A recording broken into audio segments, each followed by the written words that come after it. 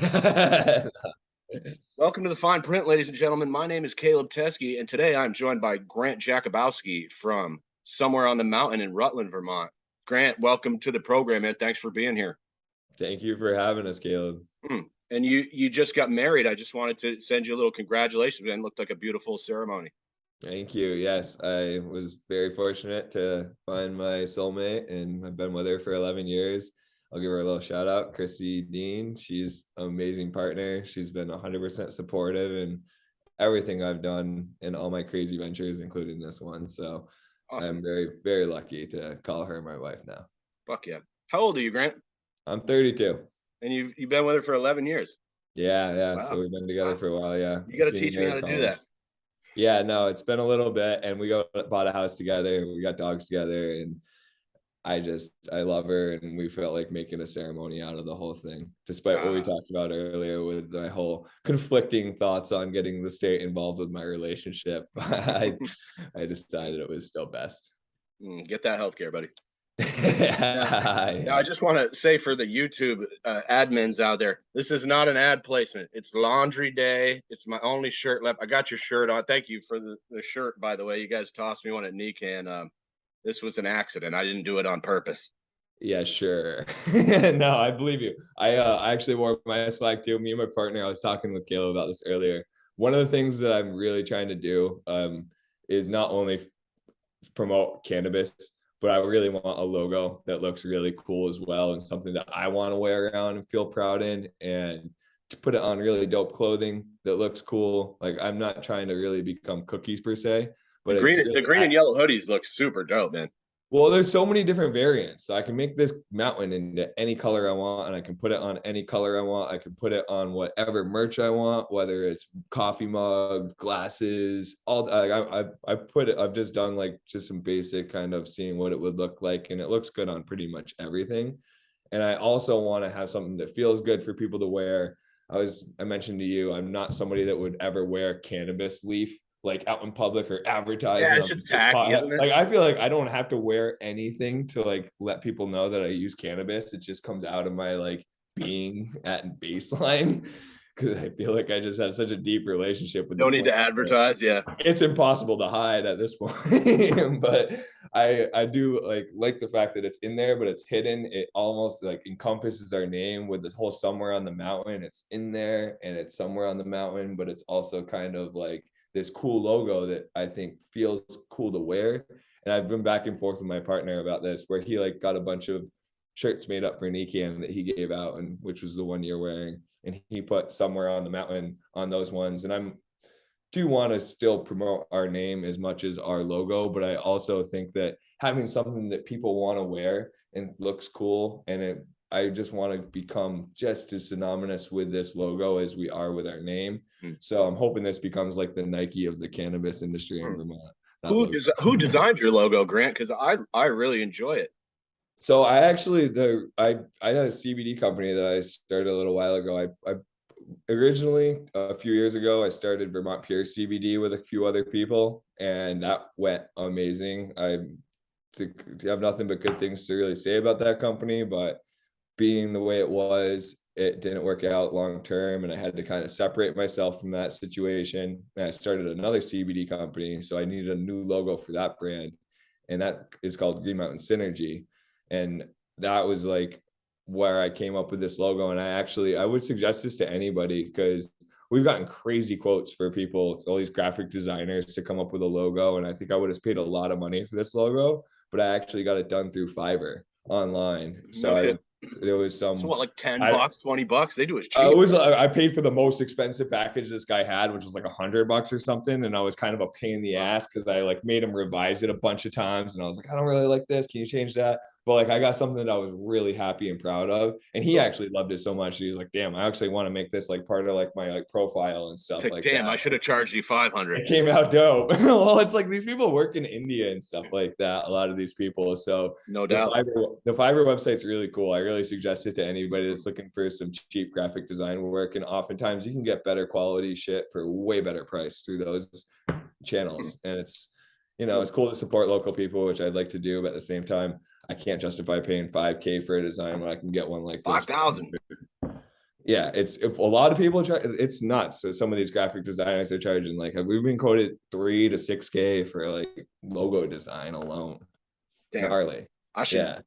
I should put you in touch with a couple of people. Anyway, before we get too deep into anything, you mentioned the CBD company. I usually ask everyone to share a 5-minute life story. And so just tell us a little bit about your background, where you're from, and anything you might find interesting leading up to that kind of stuff. Oh man, it's gonna be tough to keep it to five Keep it minutes. to 10. I don't give a shit. I call it No. that just because it's a catchy name, but I don't give a Yeah. shit how long you take. Yeah, no. So I don't even know where to start, honestly. I've been cannabis. Maybe I'll start Where where you I from? got into cannabis. I when I was early in my high school career, No. Tell us where you're from first. Start at the all beginning. right. Well, so I actually, that's the funny thing about opening up a store in Rutland, Vermont. I was actually born at Rutland Hospital. No shit. So Awesome. that's where I was born. I was born and raised in Vermont my whole life. I grew up in Pittsburgh, moved to Brandon when I was in 10th grade. And what's cool about that, so I went to the same high school the whole time. Shout out to Otter Valley Union High School. Go Otters.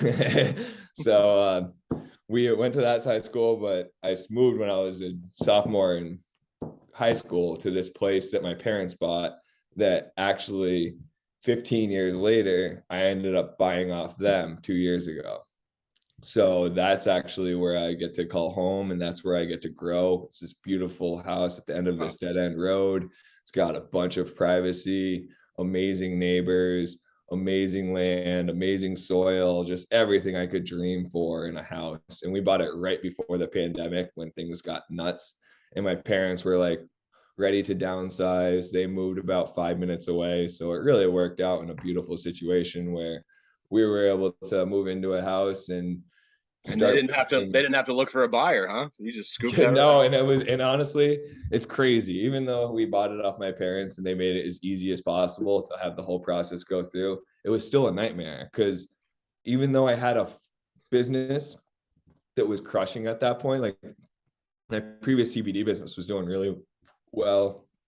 We were making a bunch of money on the books. I was paying myself decent, all that.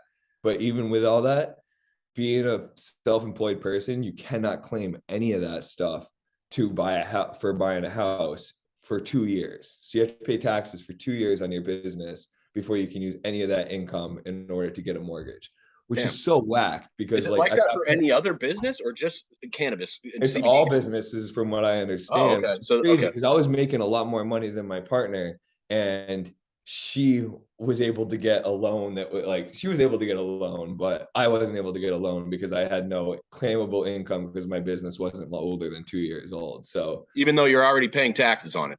yeah, and you're crushing, and you're like it's it. I don't know. It's add it to Okay. the Just pile that checking. makes no sense. Yep. But yeah, that's kind of the whole deal with the house. I ended up getting into this house with my partner through my parents' kind of good graces and making it all work. But even with all that craziness, it was during the pandemic, right when it started, and we were like going through the whole closing process, and it was still just like a really difficult thing to go through the whole process of buying a house. But I'm so glad we did because honestly, everything went nuts right after that, and Yeah, it was a good time to find a place to live. yeah, and it's literally my dream home. It's got everything I could hope for, you know. It's got a bunch of land, it's got the privacy, it's got this beautiful place to grow this cannabis, and we're building a manufacturing and drying shed right now, so Oh, that's sweet. all going up. At the same time, we got our store in Rutland where we're going to be selling all of our amazing products. And yeah, it's been a journey, honestly. It's really been wild to be in part of the cannabis community and being involved with this plant and growing it or trying to grow it when I was 15 years old out in the same woods, that I'm able to now. I was hiding 6 plants out in the woods trying to freaking grow my own cannabis off seeds that I got from Mexican brickweed back in the day. But it was an amazing experience because it was actually one of the first times I got to smoke like decent quality cannabis because it wasn't even available when I first started using cannabis when I was 15 years old. I don't know if it just didn't have the connections, but it was just crappy weed back in the day. Little of both, And probably. it was all just Mexican brick for the most part, or Jamaica. Like it was all just this brick commercial weed. Everybody called it Mersh and mids or whatever you want Yeah, to call yes, it. they Just did. full Yep. of sticks, full of seeds, just Swag. compressed. That's what we call that. Yeah, it was Swag weed. pretty swaggy, but honestly, we were happy as shit to smoke it. So like, it was all we had. But I took those seeds and I grew a little bit of cannabis out in the woods, and that cannabis expressed so differently. It looked like it was dank weed, and it was a huge lesson on like, wow, like because my brain went in it very quickly to like, I really enjoy this plant. I cannot afford to buy this plant. Well, people are selling this plant in order to afford to smoke this plant, which is a good initial step. But then I realized people were growing the plant, and I was like, well, if I can grow it, that makes even more sense. So I just started getting into growing, and I just fell in love with the So process. you grew some weed off of some shitty Mersh seeds.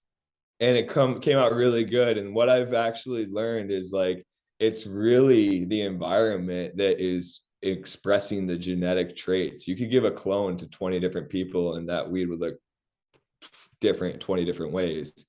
And even with seeds, you're talking about way more complicated environment. Like it's not a phenotype at that point, it's a genotype that's able to express in a lot of different ways.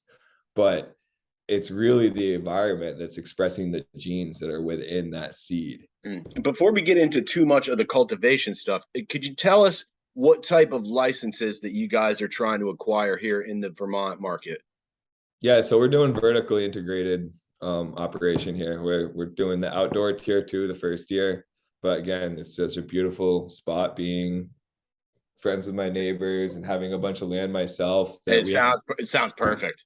and we got the ability to expand. So like I'm starting out with tier 2 this year. I think we're probably gonna, as long as we can meet our supply that we're able to create with the demand that we foresee, then we'll expand next year. But at the very least, we're going to be doing tier 2 outdoor. We're going to be doing tier 2 manufacturing. We're really hoping to get a lab that's certified for C1D1 D2 and start doing a little bit of ethanol extraction as well. But we're just not able to have the place to put the equipment yet. I'm still kind of working on that. So we did apply for a tier 2 manufacturing. We're going to be doing a lot of beautiful hash rosin, despite the crappy limits that Vermont has set in place. We've come up with some pretty creative workarounds where we feel we're still going to be able to deliver a compliant product that's going to be still really good quality. So now let me ask you. Let me ask and you then this because retail, sorry.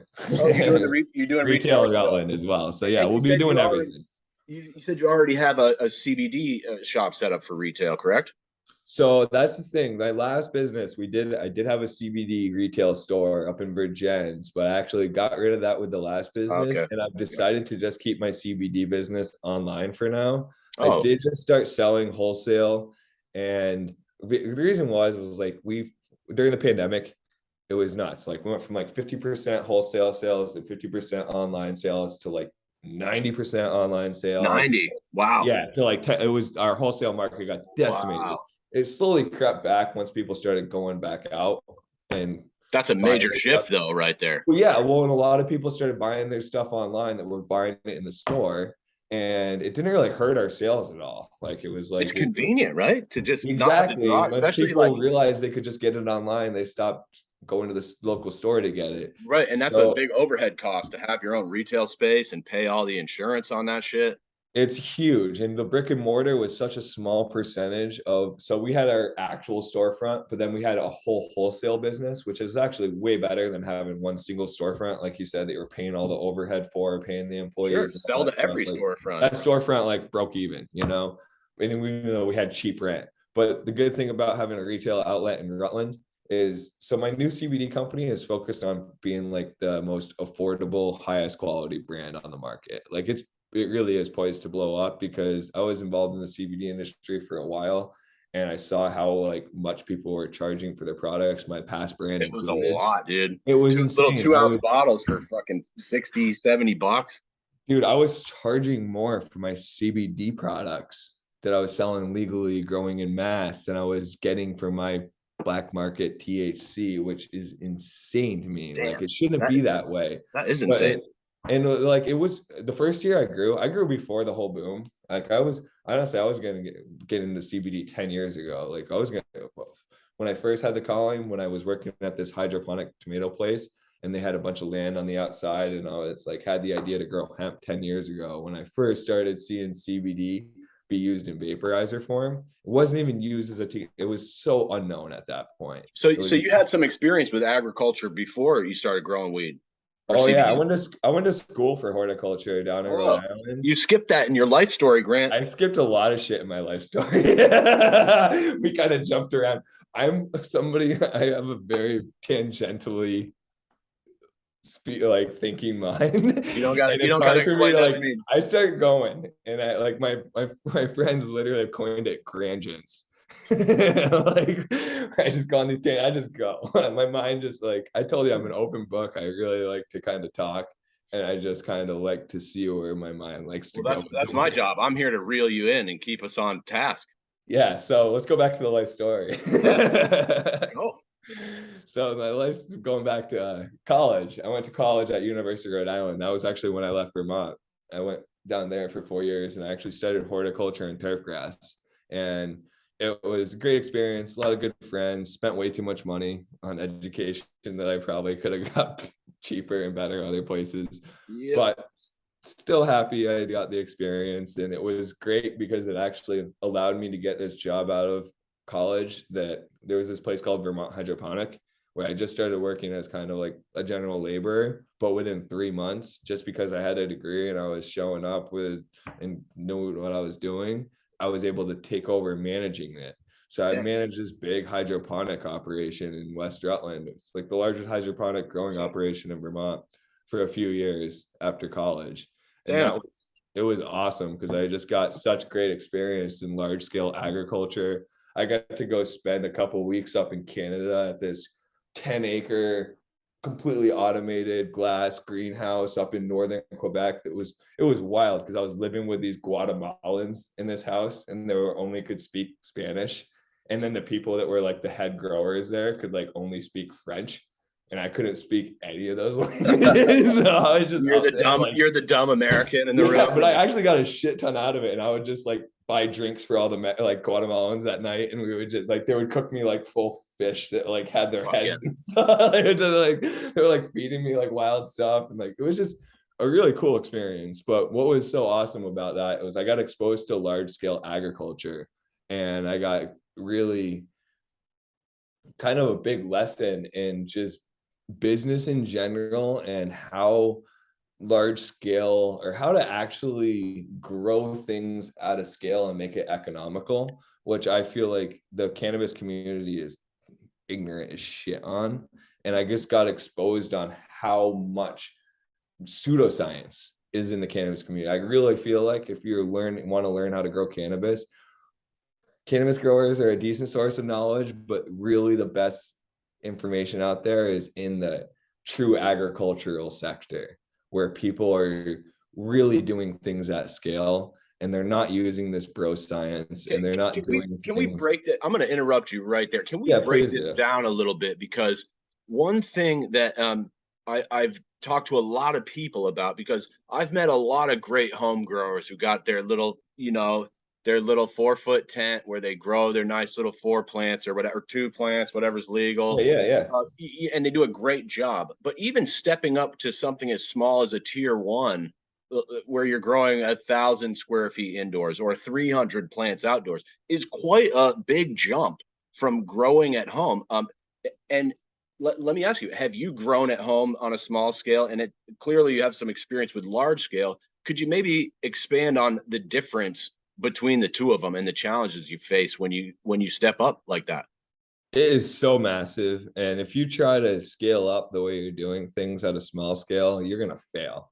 It's just not doable to do the amount of attention and small, like, the, so like if for example, if you are spending all this money on soil and you're growing all this expensive nutrients in the small tent, which is doable when you're really trying to produce this really high quality craft product for yourself. And I would argue, honestly, most of that money is wasted, and you could grow just as good a product with half the stuff people are buying, or a lot less, or you're actually just getting the actual active ingredient, or just not buying whatever they're selling in these You can buy hybrid. fertilizers with just the active ingredient without all the other shit put in. Or So when I was working on the hydroponic tomato farm, I made my own nutrients because this is what I was taught how to do. You weren't buying bottles of fancy nutrients and putting in our nutrient tank. We bought the raw, like all the NPK values, the Epsom salts, the phosphorus, everything individually from this local fertilizer company. We get these big 50-pound bags of water soluble oh, so fertilizer. you're buying precursors from the actual company that's making the end product. Yeah, and we had a specific formula where we would weigh each of those precursors out and mix them into big 50-gallon tanks. And then when I'd make those 50-gallon tanks, those would be injected into the system when I would feed my plants. What, through your dosatron or whatever you're Yeah, using? exactly. I'd have dosatron set up, and I'd have my 50-gallon reservoir tanks that would last about a week or so, depending on how heavy. Do you find that to be a lot cheaper or more So that was effective? that was one of my epiphanies, because I was growing cannabis and buying some of these expensive nutrients before I started working there, and I was spending hundreds of dollars on these nutrient bottles that looked all fancy and had all these numbers and bullshit on it, essentially, because I learned that I could make the same thing. So when I first went there, I was like I was stuck in my ways a little bit. I tried to tell the whole head grower that the fancy stuff in the bottles was somewhat different, and I had something special that, and was why my cannabis was better. But he's like, use this shit and grow it the same way you grow your other stuff, and do a side by side. And the stuff that actually I used from the nutrients we were making came out better than So the you did that. You ran a side by side grow with your stuff. yeah, and it came out a lot better. And And honestly, is that a nice ego check for you, Grant? everything, I've been so humbled so many times, and it's just like the more I learn I don't know. And it's really important, I think, to stay humble. But what I really learned from that experience was we were making nutrients that cost $1.50 a gallon for the concentrate, As opposed to how much would a gallon of some of those other nutrients cost you? hundreds of dollars. Really? No at least shit. 100. Like, it was literally where I was about to open up a nutrient company when I first started like realizing what was going on in the cannabis world. So you're saving like up to like fucking 90 over 90%, 95% here, 98%. Pretty much, yeah, literally spending almost 100 times more on nutrient inputs versus shit that I was making, and like I said, getting worse results, which is insane. That's gotta be a little kick in the dick right there. I mean, it was just a really great learning lesson where it's like, I keep on seeing all this fucking shit getting peddled in the cannabis community, and so much of it is just good marketing and just not actual good products. And I feel like it's just, I tip my cap to them as somebody good who marketing. actually, Good marketing is an art. When you can take dog shit and fucking shine it up and sell it to people, I mean, there is definitely. I love marketing. I hate advertising and marketing, but goddamn, those guys are good. They're good at their jobs. So I don't hate it. I really respect it, and I respect it as an art form, kind of like you said, because I think if you have a really amazing product and you can really get good at that art form, your amazing product will go so much farther. But if you have an amazing product, you don't need all that advertising, because amazing products, they kind of sell themselves. You kind of do, but at the same time, it's not the best product, the best price that wins. It is marketing, and it is a lot of other brands. It's like the logo, it's like you need to have the whole pack. Right. Well, that's why Coke has all the shelf space at the grocery store. It's not the fucking best drink on the planet. There you go. And look at Cookies, dude. Cookies is crushing, and it's not because they got the best product for the best price. I heard a kid the other day told me he paid $120 for an eighth of that dude's herb in Florida one time, and I fucking couldn't help but laugh at him. Yeah, but he's laughing all the way to the bank at us. No, I wasn't laughing at the owner. I was laughing at the kid who paid $120 for an eighth. Like, dude, just go find something else. Like, I agree, but at the same time, tip your cap, because sure, I can't knock the hustle. I never knocked the hustle, man. And that guy's built himself a fucking empire. And Dude, and Burner's the real deal. And Burner's fucking a guy that I feel like is really authentic and he's he's a not grower, trying. right? He's not just a business guy who fucking stepped into the realm. He's been in the game for a while and he knows the game and he knows marketing. And the thing that like, so what I'm really, and I, again, I'm not trying to like become cookies per se, but I do aspire to people like him who really are being authentic and taking their brand to the level that he was able to bring it.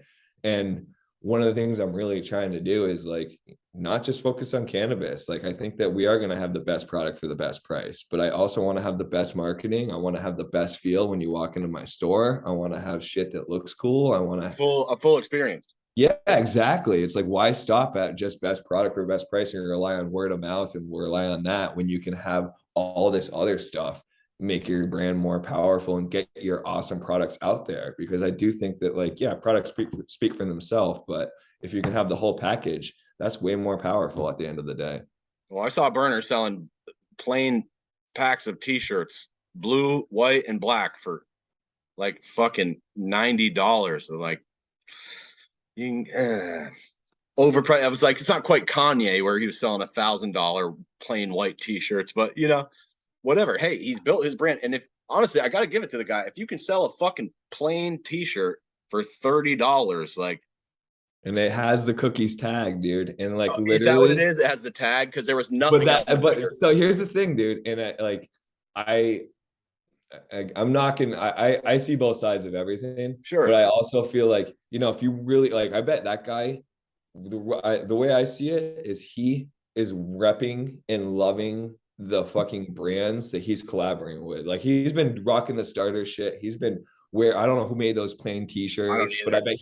I bet he's been wearing them, and I bet they're probably $25 or whatever 30. on average because they're just fucking nice shirts. Like a really high quality shirt. That's why I was like I wish you had like honestly a really high quality shirt. Like I'm spending an extra 5 or 10, like a little bit Sorry, extra. is this a garbage shirt you gave me? No, no, no, that's not definitely not garbage. I just know that Ronnie was actually we were talking about it yesterday. He was like, I'm upset. I think it was Gildan. Is it a Gildan?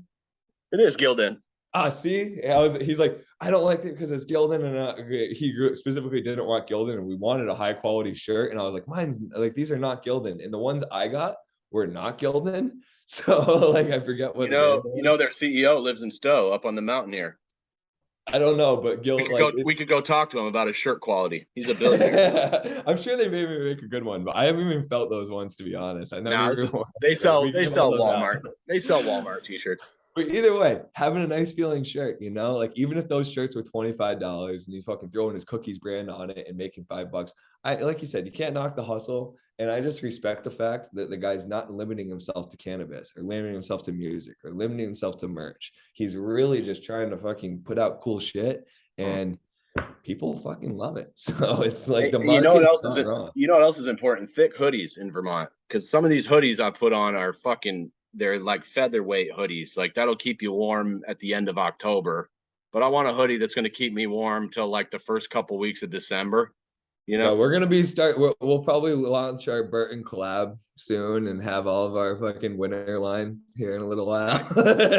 do some do some snowboard boots. Yeah, honestly, this logo looks dope on everything. I want to It put it does. on everything for Put some myself. fucking hats on and shit. Yeah, yeah. Yeah, I would. I got a lot of things that I'd like to throw it on. So we'll see where it goes. But yeah, we're gonna focus on creating dope merch, and I really want people to feel good in it, and I want quality shit, and I think that it's going to be helping our brand as much as our high quality cannabis products in a way. Mm-hmm. Now let me ask. Let's dial it back a little bit here because I wanted to ask you. You guys said you did the pre-qualification, right? Yep. And you got approved. Yep. And the FBI, they had these troubles with it, getting the FBI background checks back from the control board. Is that accurate? Yeah. I mean, we did it all and it was for nothing really, but whatever. CCB is doing a good job. I got nothing to Yeah, complain no, no, about. this isn't about them. I'm just the whole process. I've been asking everybody sort of about what it was like going through the application process. And so after the FBI background checks, you had to do another one, right? Where they outsourced it to a third party for $475 Yep. per principal of your business. So you had to do two sets. And did you have to go get fingerprinted again and deal with all that stuff? No, I didn't have to do that again. I'm kind of curious. I'm pretty sure I haven't heard back. I think they just sent us an email for Ronnie because I did the grow application kind of separately. So I already did my background check through the CSI, did the original FBI state background check as well, which I guess was for nothing, but we did get pre-qualified.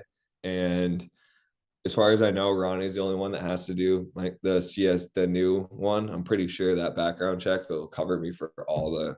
I hope I don't have to pay another 475 to get the same goddamn background check, but we'll see. I hope. Look, I haven't heard anything back on that yet, but I think it's just one per license for all the I licenses per. heard it was one.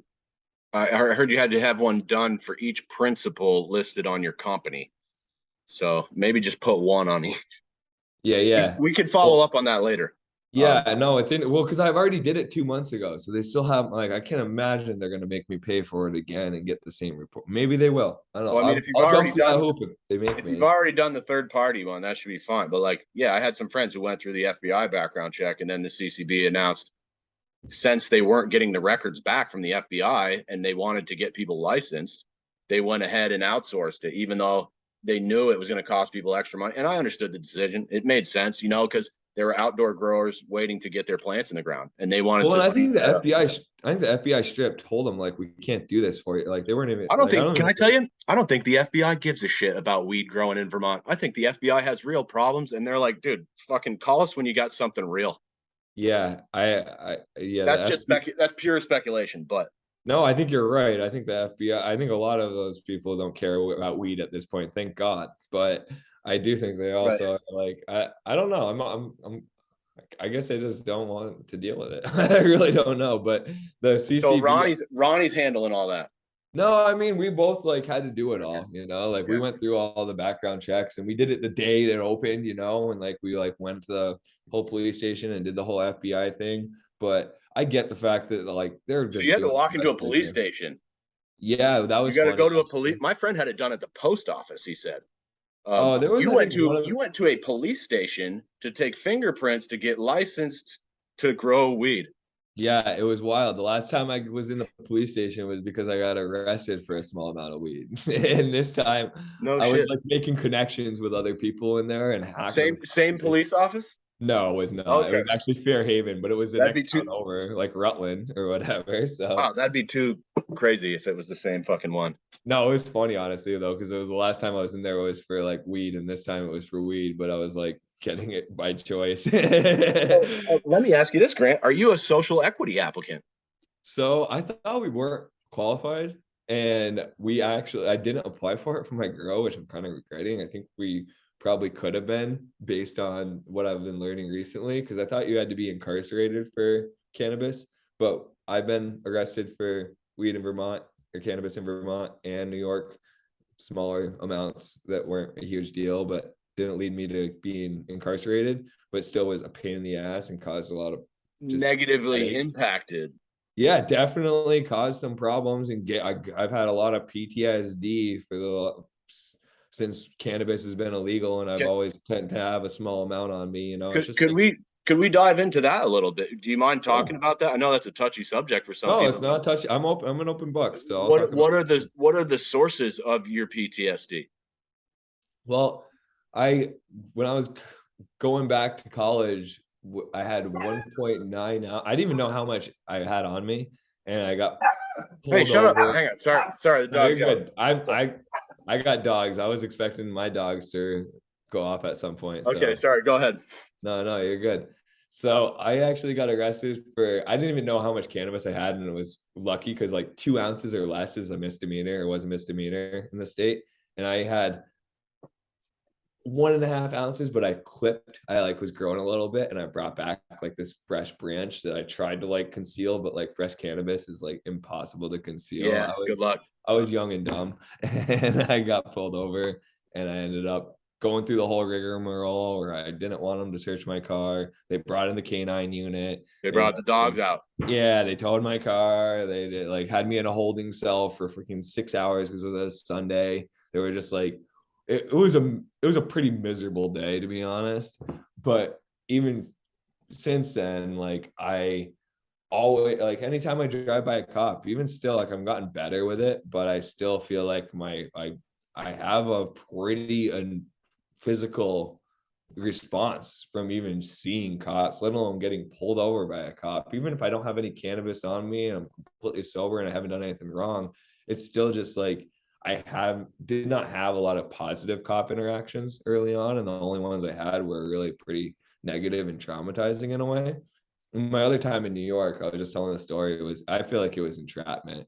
Like we were going to a music festival, and me and my buddy were pulling off the last exit before the music festival, and it was this little no bit town, Herkimer, New York, and there was a cop standing right at the toll booth. In between, there was only two toll booths, and there was only one of them that was open. And we pull in, the cop's just standing there, and he knocks on my window, tells me to roll the window down, tells us to pull over right after the toll booth.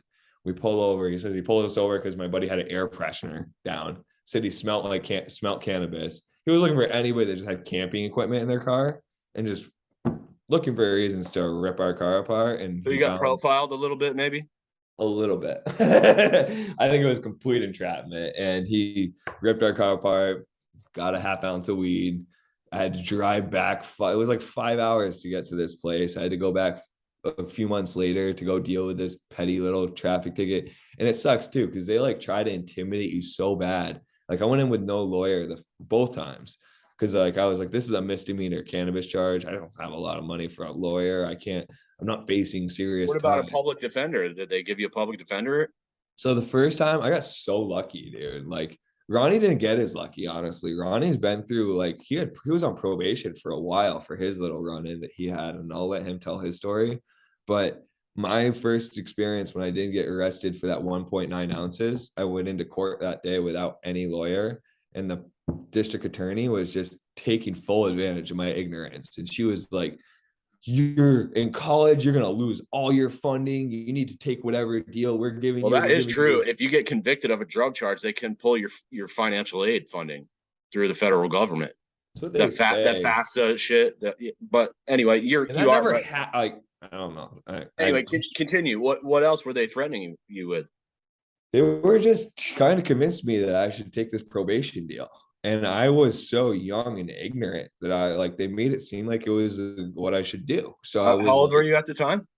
I was 19 years old. Oh shit! So you're just a kid. Yeah, right out of high school, on my way to college or whatever. And I was just young and dumb and had no idea what I was getting into. Thought I was facing a little misdemeanor slap on the wrist and didn't even know what the hell like probation really kind of was. I was really ignorant. And this DA was trying to get me to take this deal, and I was going to take the deal. I went up to the judge, and it was right before like lunch and stuff, and I had no lawyer, and the judge saw I was way out of my league, and he was luckily on my side where he's Get like, a fucking lawyer, kid. yeah, he's like, honestly, this sounds like a pretty harsh fucking deal for you. He's like, I'd strongly suggest you talk this over with our DA over lunch. And I was like, I have that option. He's like, I'm giving you that option. And I was like, I will do that. And so I took that little blessing that I got from the universe and Yeah, when the ended up judge gives you an option, take the option. yeah, exactly. So I talked with this DA. He was super like awesome about the whole thing. He was like, "Look, do you plan on getting like some fucking high end job or some shit that you think weed's gonna be like a freaking negative like on your record or something like that?" Like I didn't even have federal loans. I luckily had a situation where like my I lost a parent early on, way early when my mom was pregnant with me and stuff, and he actually had a life insurance policy that was set aside to like really help me get through school. So the federal loan wasn't even that much. It wasn't even the issue. I was just scared based on what this DA told me, and I ended up getting this other person to tell me that hey, you're probably gonna be okay. This public defender was like, just fucking take the guilty charge at the end of the day. You'd be way better off if you get in this system and you start messing up, like knowing who you are, like it's going to be really easy for you to just get sucked into it and just be on probation, failing probation. It's just like it's a Yeah, and if pretty you're on gnarly probation, like in system. another,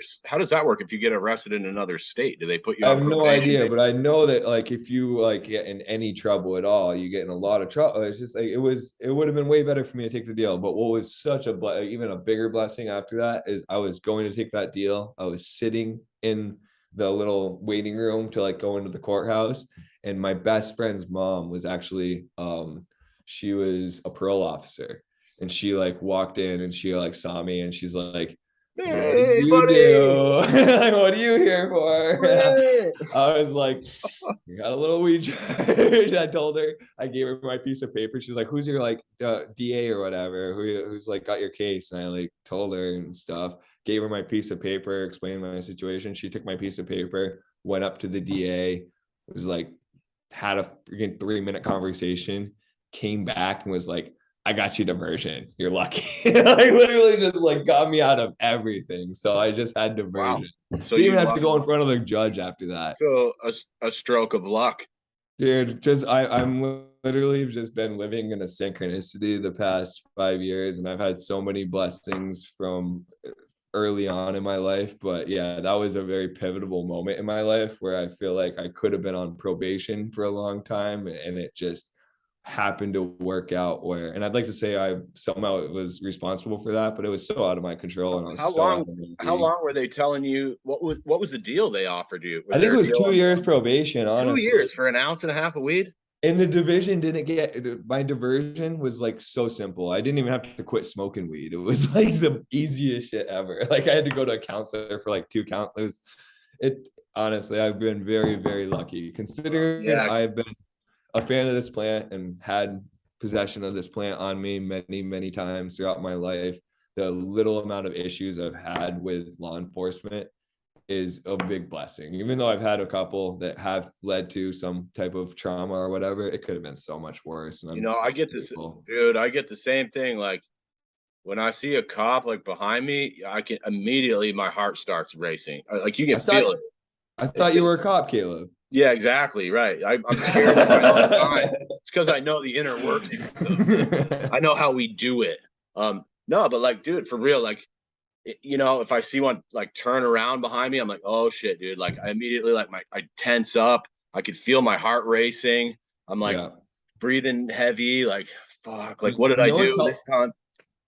You know what's actually helped me the most with that, and how I've really been able to overcome a lot of it. Like I used to have a lot of nightmares about getting fucking like run-ins with the cops and just having like bad experiences in my dreams and shit. But that's even gone away for the most part. And what really changed it was I had this I was doing this like breathwork retreat, and that one of the exercises we were doing was this like dream work where actually we like worked through like a bad dream that you had, and that was one of the things I like tried to work through, and you put yourself in the position of the other person, and it was pretty profound. Like I've never really kind of done it, and it's very kind of intuitive and duh once you think about it, but these cops are going into every single situation unknown with a little anxiety, not knowing what to expect, and the way that they react is based on the energy that you're giving them. If you're acting anxious, if you're acting like you're doing something wrong, if you're acting scared,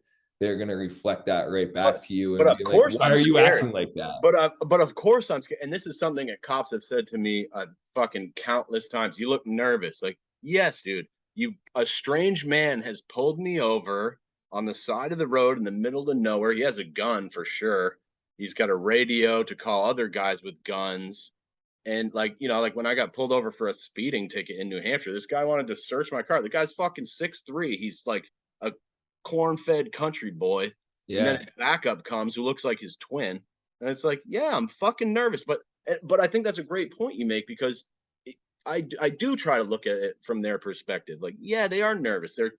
I could be anybody, but like, like they're nervous too.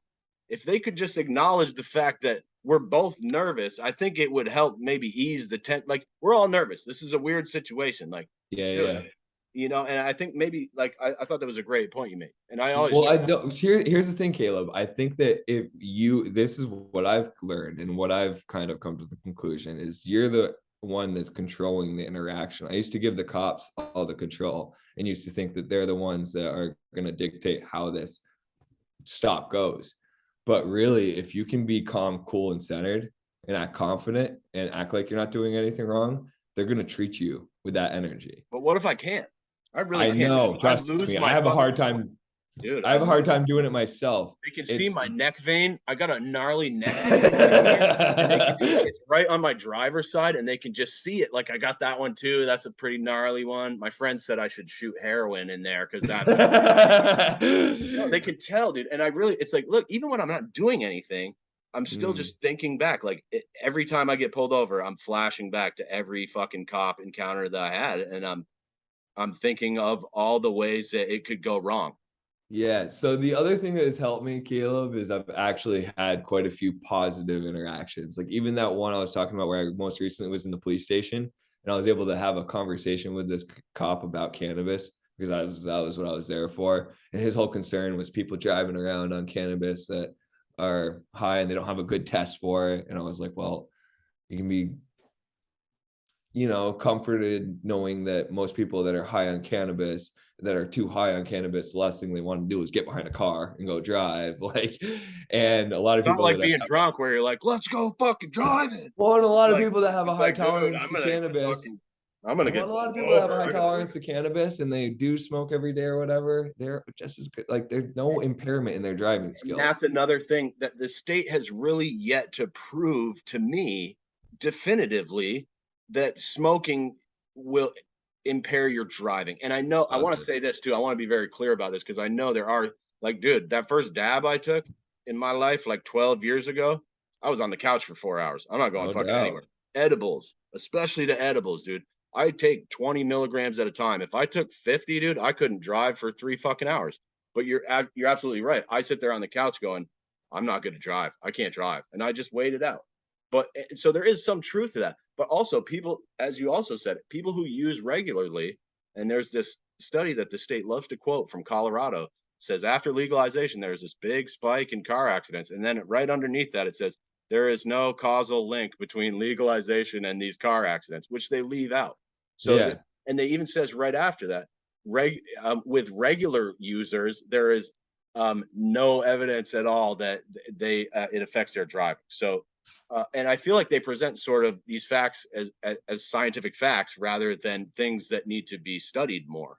Yeah, 100%. It's such a nuanced subject, and I do think that there is a unsafe level for each individual, but it's so individualized that it's not like alcohol where you can just put a number on it and have some test.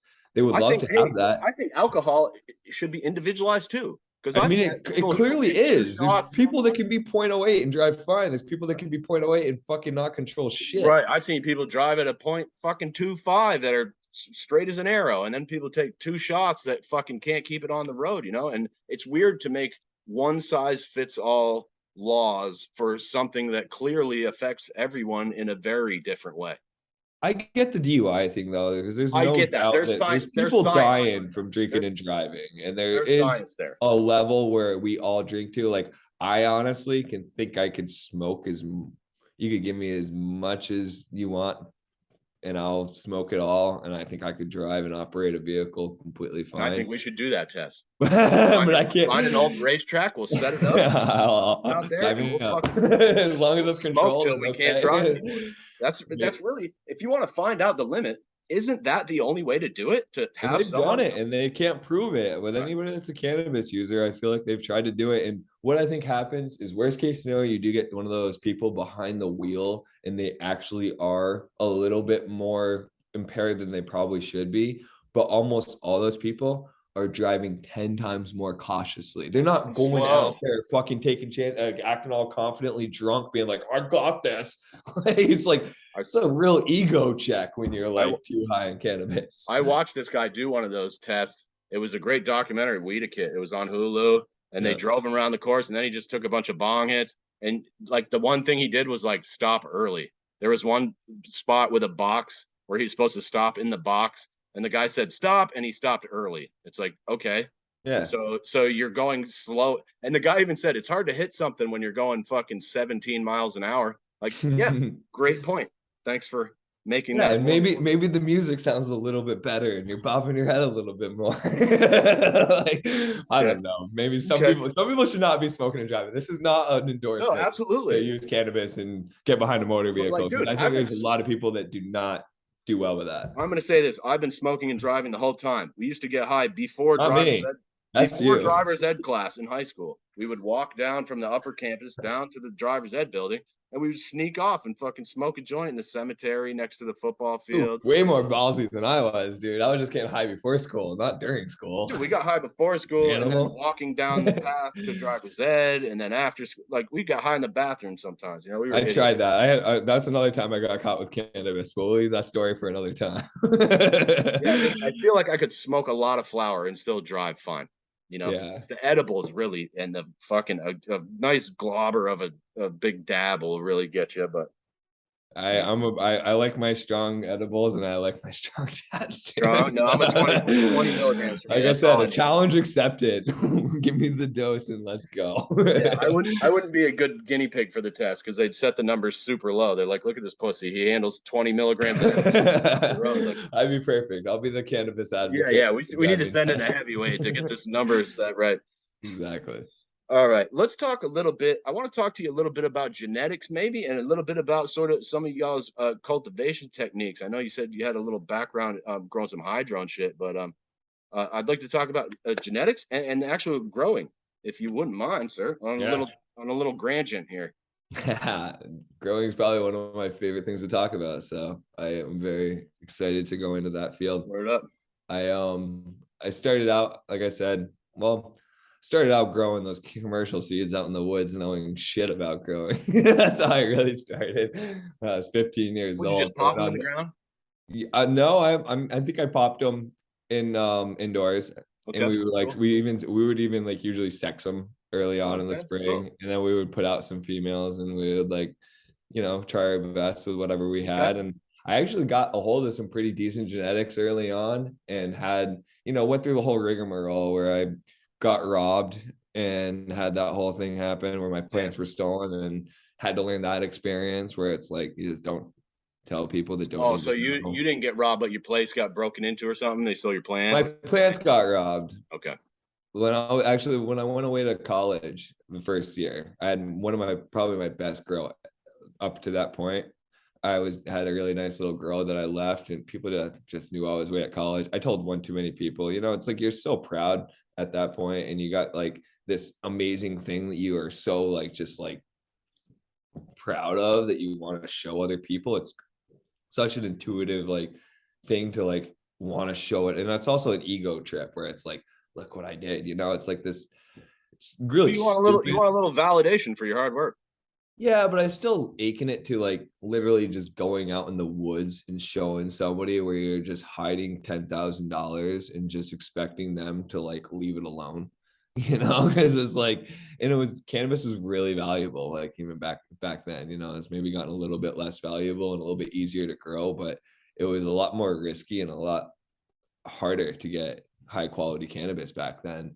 So when I first got ripped off, although it was wild too, because it was like all people I consider my friends and my neighbor who I still have, he's like got my back to 100. Like he literally like, was holding these guys up at gunpoint. Like Sitting on the porch with a he wanted to shotgun, kill like, these people for me. Like these people were literally scared for their life for a while because my neighbor took it really seriously. They was like, this is fucking fucked up. These I people mean, stole from you. that is serious. It really is. And it was no, like, it was, again, another traumatizing experience, another big lesson in growing and not telling more people that need to know. And I'm so glad we're to the point where we can have security and we can have us grow that the state knows about. And I don't have to worry about any of that shit anymore. It's like such a weight off my Yeah, shoulders. what a fucking change here, huh? Like, It really because is to like go from hiding out in the woods. 10 years ago, guys like you wouldn't have talked to me. No, it's really nice to be able to finally, and I'm still like kind of in like getting used to the fact that we can openly have these conversations and I Yeah, don't have anything to hide. it's weird too. I still have guys calling me a fucking undercover cop on Instagram. It's like, nah, man, I just fucking love weed. Yeah, no, especially after the conversation. I don't know. whatever. We'll leave that. I have I don't, no I idea don't know either, man. Yeah, what the stem yeah, of we'll that definitely is. figure that one out later. You don't Maybe. have the cop vibe to me, but you could be doing a good job hiding Yeah, if I'm a cop, it. I'm doing a great job, and I should really be the highest paid And I'm undercover. also like, what are you doing going after the legal market? Yeah, You're focusing on all these people that are doing shit legally now. yeah, exactly. Yeah, that's a great point too. I'll send Doesn't that seem one like a over. good angle. I'll send that one over. Great, yeah, great observation. I hadn't thought of that argument, but thanks. Whatever. Now you're helping my cover story.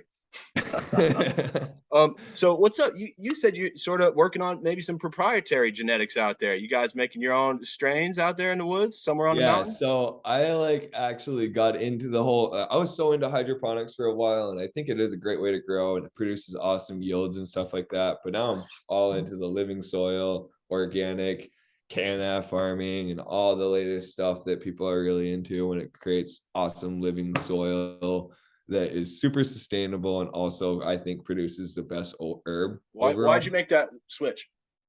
Because honestly, I personally, I eat more organic food, and I also see I've been in both fields. I understand you can produce a really high quality product hydroponically that looks amazing and produces really good yields. And if I was only growing for looks and yields, I might still be in the hydroponic field. But also see that there's all these input costs that I have no control over. Like I was buying all that fertilizer. I have no idea what that fertilizer costs today. Bet it's way more than what I was spending because everything's more right now. Fertilizer and Yeah, nothing's everything. cheaper. Fertilizer's gone up like crazy, especially. So I like having inputs that I can control. I also understand that it's not just the nutrients that are creating these plants and creating this soil and creating this biology. It's the microorganisms, it's the fungi, and it's the relationship between all the different things in the soil and all the different microorganisms that are in there interacting. And that complex relationship between all those working together is what I think creates the most complex herb and also the highest quality product. And not only that, but I feel like it's just a more sustainable way to grow. And you Like, mentioned something about companion plants. Are you growing anything else on your farm out there, Grant?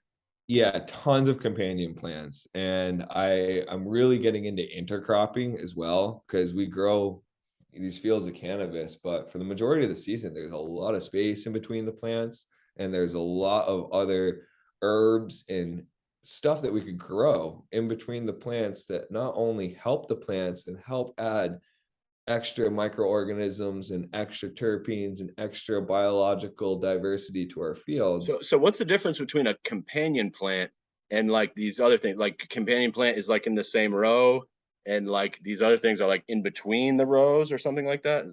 Yeah, well, I mean, we do a lot of like companion plants that are like we do. So again, companion plants are plants that get along for the most part. I think like the way it works is certain plants are really demanding of certain nutrients, and other plants are less demanding of those nutrients. Or there's other plants that are attracting of predators or for extracting of insects and for pred not predators plants that attract different stuff that would normally be going after your cannabis. I'm sorry, I can't come up with that word, but it's insects that are going to be a problem for your crop. Are will be more attracted to some, Invasive. yeah, to sunflowers and different stuff. And so, like, what's So the difference between intercropping and a companion plant? So intercropping is actually growing a plant that you would actually want to use. So we would be growing different herbs like thyme and dill and rosemary and sage and Yeah, sunflowers. my You can favorite. grow all that stuff and you can actually like still sell that stuff. And I actually want to get really into the infusing different oils. Like I think I mentioned olive oil and balsamic. There's a company up in Burlington called Saratoga Olive Oil that Oh yeah, right on I Church Street there. love. Yeah, they got a really cool like line of products where they just infuse different herbs and different fruits into balsamics and olive oils. It's And delicious. Yeah, I've had a tasting there. yeah, exactly. I It love was their weird real an olive oil tasting, but I did it and it was fucking fantastic. You before the pandemic, I don't know if they've done it again or what they're doing up there, but you could go, they had this fresh bread and they had all these different little dishes and you could mix and match different balsamics with different like Yeah, I did olive one of oils, those. Yeah. and it was insane how much flavor that infuses into the olive oil. And not And you only want that, to do that with cannabis. yeah, well, not only cannabis, but all these other herbs, and maybe make an infused product with cannabis, but even just have a diversity of products where we have this awesome garlic, rosemary, and thyme infused olive oil that just tastes amazing and has our logo on it. And it is another product that we're producing on the farm that we're really proud of. And it's a way of I'd fucking buy preserving, that. yeah, and it's a way of preserving these herbs, and it's also a way of extracting these medicinal properties. It's not just cannabis. There's all these terpenes and all these different herbs and all these different plants that have a lot of different properties that are And also so, so you have this sort of like nice biodiversity, so you can offer a number of different products and sort of, work them all together into different infusions and shit like that. that was the whole idea of like Green Mountain Synergy, is like, well, I don't want to just be a cannabis brand. Like I really have a passion for all different plants and mushrooms and all these different herbs and all Mhm. these different products I want to create that are just not cannabis related. Like I think cannabis is a great building block. It's our foundation of our brand. It's the thing that we're focusing on. But I have a lot of other things that I feel like I can offer and a lot of other awesome products that I personally want to create to use myself, but I think would be amazing to help complement our brand and what we're Mhm. currently So offering. in a way, cannabis is helping you to create these other offshoots, and sort of jump off with a different product lines and support you while you're figuring out how to do that. Is that Yeah, exactly. I look at it as a great like initial building block to let all these other potential ventures that want to happen as well, but they're all synergistic where if we have a platform, once we get recognized as a brand that's producing high quality products that people can trust, we have a market that's already established. And when we can launch a new product that is, our mushroom line of different things, and people already know us as a high quality brand that they can trust, that they're using products that they love, they're going to try our other stuff. And I think it's and just a great way to like I'm diversify. sorry to interrupt you. Oh, good. I want to stop you on the mushroom thing because I don't know. I feel I like didn't you even guys. talk about my genetics yet, dude. Oh well, go ahead. No, I'm joking. No, I'm no, joking. do that. I want to hear about your genetics, and then we'll come back to the mushrooms. All right, perfect. Yeah, so the genetics, I wanted to go back to that one point because I Yeah, think it's please do. important. Thank you, because I had It's lost that on your it's grandchildren. one of the things I think we're really trying to focus on to make our company unique. Like there's so many different awesome strains out there. There's so many people that are growing some good stuff, but I really, and I respect all the different breeders, and I still pop a lot of people's gear, and I love growing other people's stuff. But we have a huge passion about trying to find some stuff that's really specific, not only to our microclimate on where we're growing, because I really think that not only do you have to have stuff that spreads specifically for Vermont, but I want to find that stuff that really expresses in a beautiful way up on my specific mountain. I was And going to say, even the difference between like where I live or in Lindenville, where I grew up, and Rutland can be quite drastic. That's two and a massive. half hours south. Like you guys probably get extra growing time down there. And I know it does snow a lot down there, but yeah, it does seem like that's pretty important. Even in a state as small as Vermont, there's all these little different pockets of climates. I've it's amazing how like even when I was growing all this hemp and shorum, even in the same field sometimes it was nuts how like Oh shit. even 20 feet or 15 feet of elevation completely changed the way these Well, plants would express. and when you get that fog that sort of rolls into the valleys, like I know up in the kingdom, we get a lot of that morning fog down in the valley. So like if you're up above that, I guess that can be really advantageous. And if you're down inside of it, you might be dealing with a lot of powdery mildew and mold issues. Dude, that's massive. Like, I don't think people understand that. And I see these people like Sun Soil advertising these like, and they're cool. It looks cool when you have a time lapse of this dense fog that's settling in your crop and dissipating in the morning. But at the same time, that is mold heaven. And there is like all these people that are growing in these valleys that are just, they have that dense fog and they're just dealing with so much more mold issues and powdery, all that problems. And But so we, a guy told me when it dries out as well. So the mold will grow when it's nice and damp, is what I understand. And then when it dries out and gets windy, those spores will just blow off and infect the rest of your crop potentially. I mean, all the molds have different preferable environmental triggers, like the PM likes a high swing of low temperatures to high temperatures. The bud mold likes just really humid, moist environments, which is why they want those fat buds that almost never can breathe, like that's why even like breeding for the biggest buds is not the best, like you don't want shit that's not going to finish in time. You don't want stuff that's not going to hold up to disease and mold resistance. We're so lucky being on this mountain. I can literally watch the fog. Like there's a valley behind me where it kind of settles in. There's a valley down below where You it can just settles see in. it fucking. It's like around me, but it's never in my crop. It's like this perfect little mountaintop that also has this constant breeze. It's like even on the stillest of days, there's always some type of air movement coming through. And it's Because just I see a lot of people spraying whatever they're spraying. Most of them are using organic nutrients. I'm not. This isn't about that, but like even some of my friends that I've noticed since my homie told me that, I've been looking and I see like some of the people that live lower in the valley are having these issues. So they got to spray a little bit of whatever on the powdery mildew. Does this like prevent you from having to spray as much or take care of your plants as much? yeah, Not oh yeah, definitely. It's huge, like it's the better your soil is. If you have really good soil, you don't need any nutrients. Just add water, add a good compost. Like it really you need nutrients because your soil doesn't have what you need. And where do you guys get your water from? Are you on municipal water or you got a well? I got a well and I also have a river that goes right through my yard and we have a spring fed pond that I can just pump off and it never goes dry. Even on a year like this, it never had a depletion of its water. That's It was amazing. just cranking all year. I So imagine spring water. water is probably the best thing to give a plant. Absolutely. All this shit from the towns got chlorine and has been Oh, it's been treated. just recycled 8 million times. Yeah, yeah. You'll never get stuff that nature can produce. And I really think that that's one of the things that makes us unique. We're using really natural water. We're using the land that I'm actually growing on. I didn't I guess I didn't really plan on doing what I was doing 2 years ago, but 2 years ago when I bought the house, I just wanted more farmland to grow.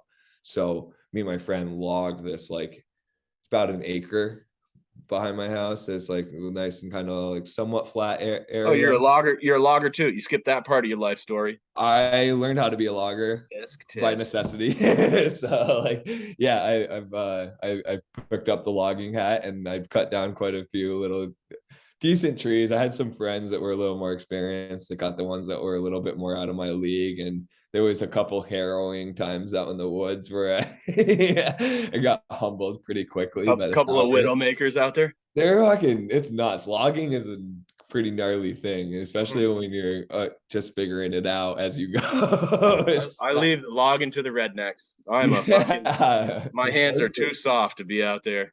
No, it was a great learning experience, but I'm Yeah. glad I didn't get hurt doing it because there was a Yeah. couple times where I feel like I could have. It was a little. I wouldn't recommend logging inexperiencedly, but you got to start somewhere and you got to learn. And I feel like it's the way anything goes. It's like you're not going to learn how to grow until you fuck up a few plants. You're not going to learn how to log until you have a couple close calls. I And always learn the hard way is always the best for me.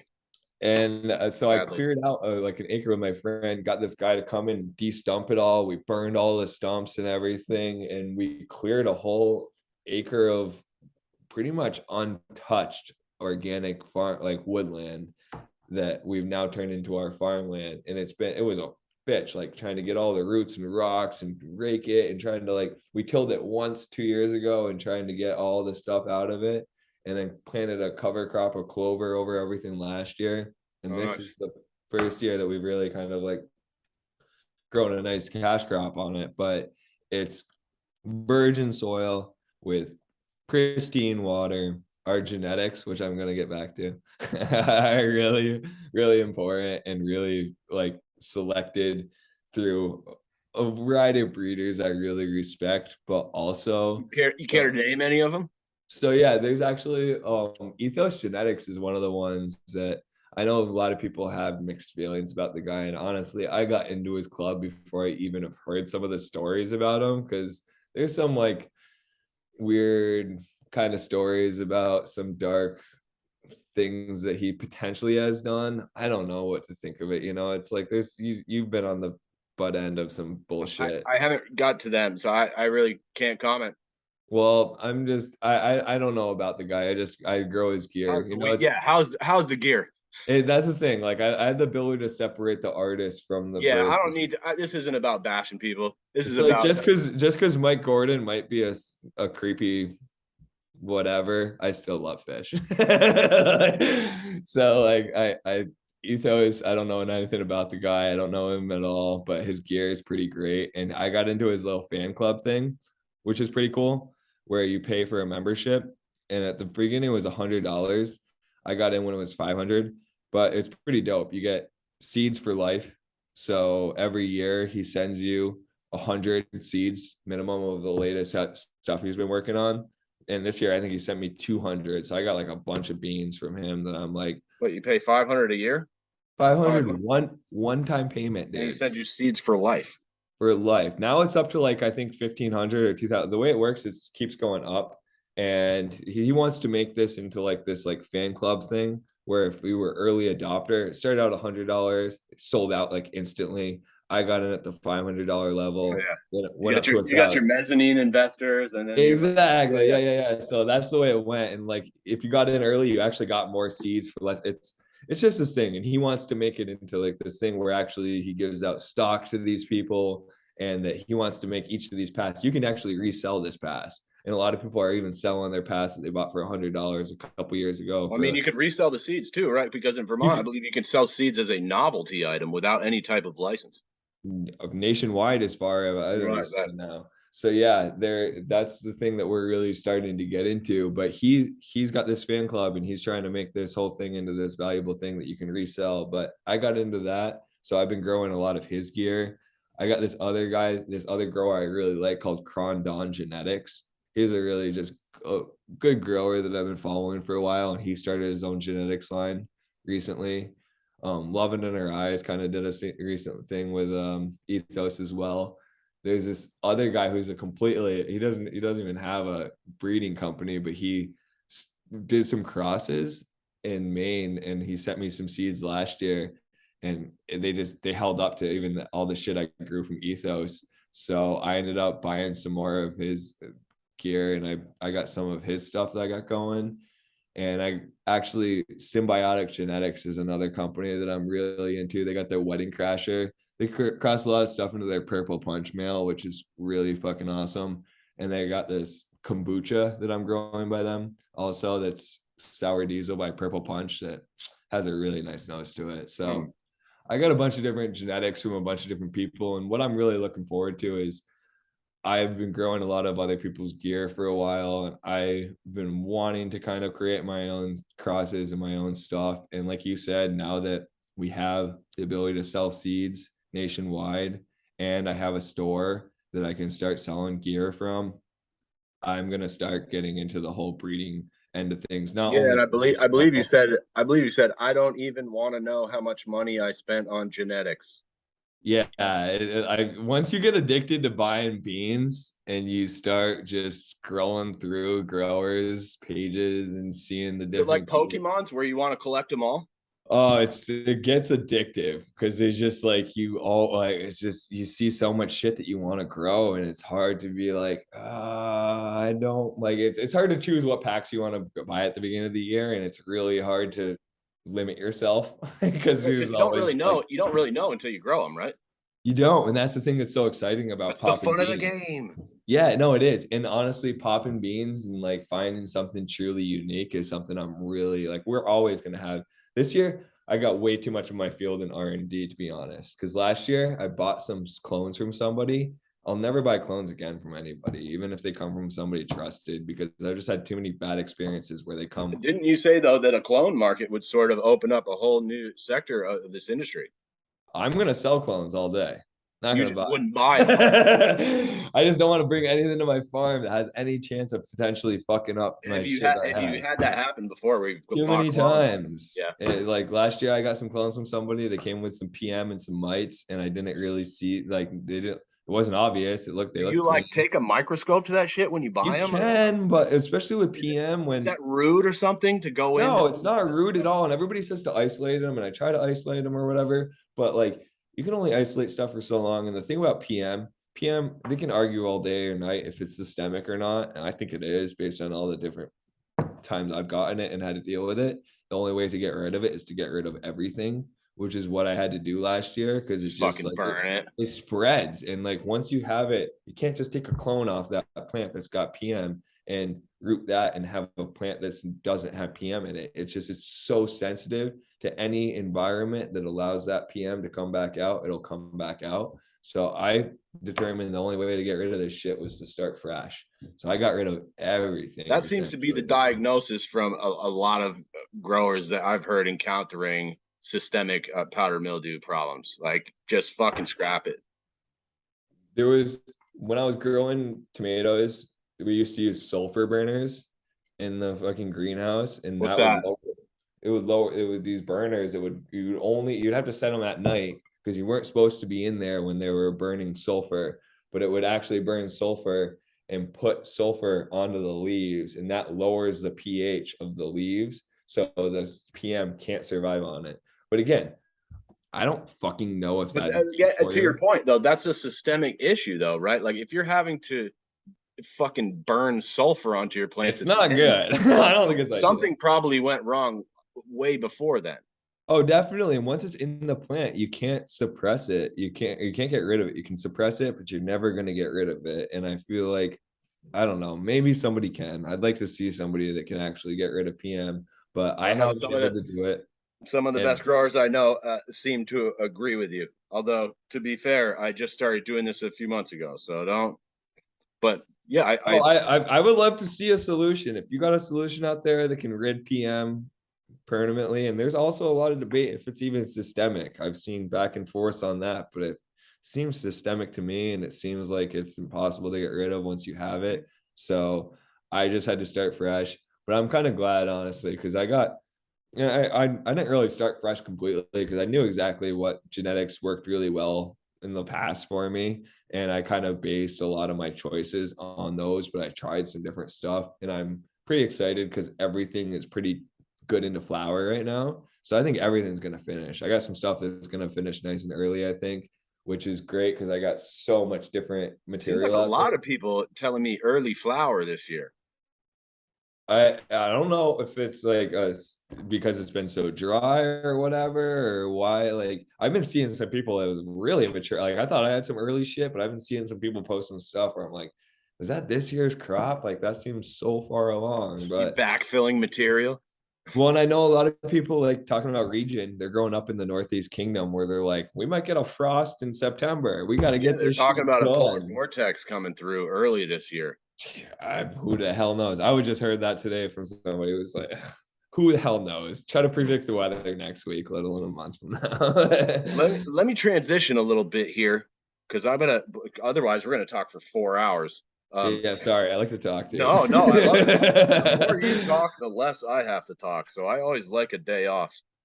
Um, you talked a little bit. I don't know if this was you or Ronnie, because I feel like you were listening in the background and we were kind of all talking a little bit. But you guys talked a little bit about understanding soil biology and plant intelligence, and I wanted to sort of tie that in with you mentioned the word fungi earlier, and I was hoping maybe we could talk a little bit about plant intelligence and I don't know, mycelial networks or something.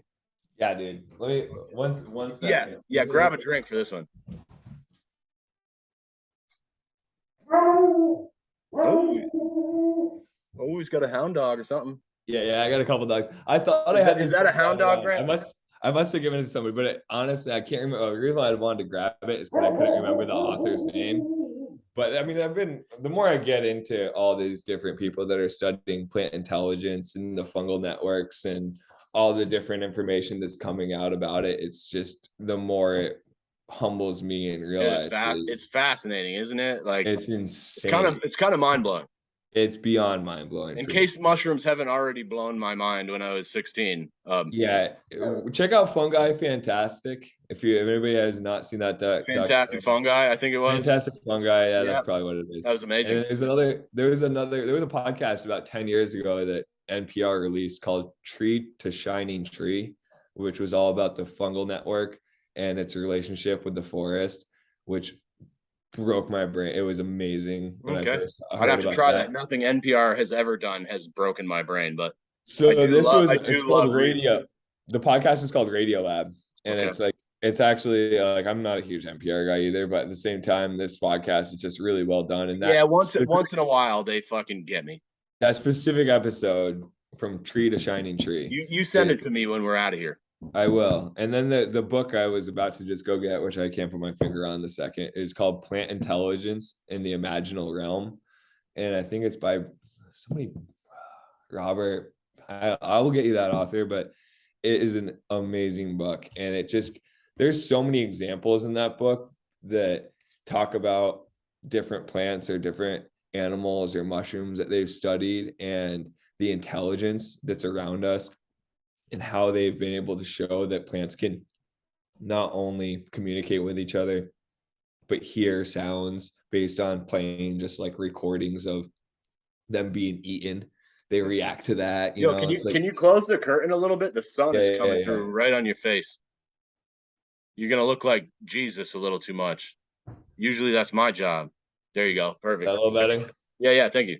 Yeah, sorry about that. Dude, the sun Yeah, just started finally we were coming out. talking about We had a mushrooms. cloudy day today, but we're That's finally getting here. Actually, let me just spin it around. looks like a fucking beautiful spot you got there. Oh, we got I yeah, love oh dude.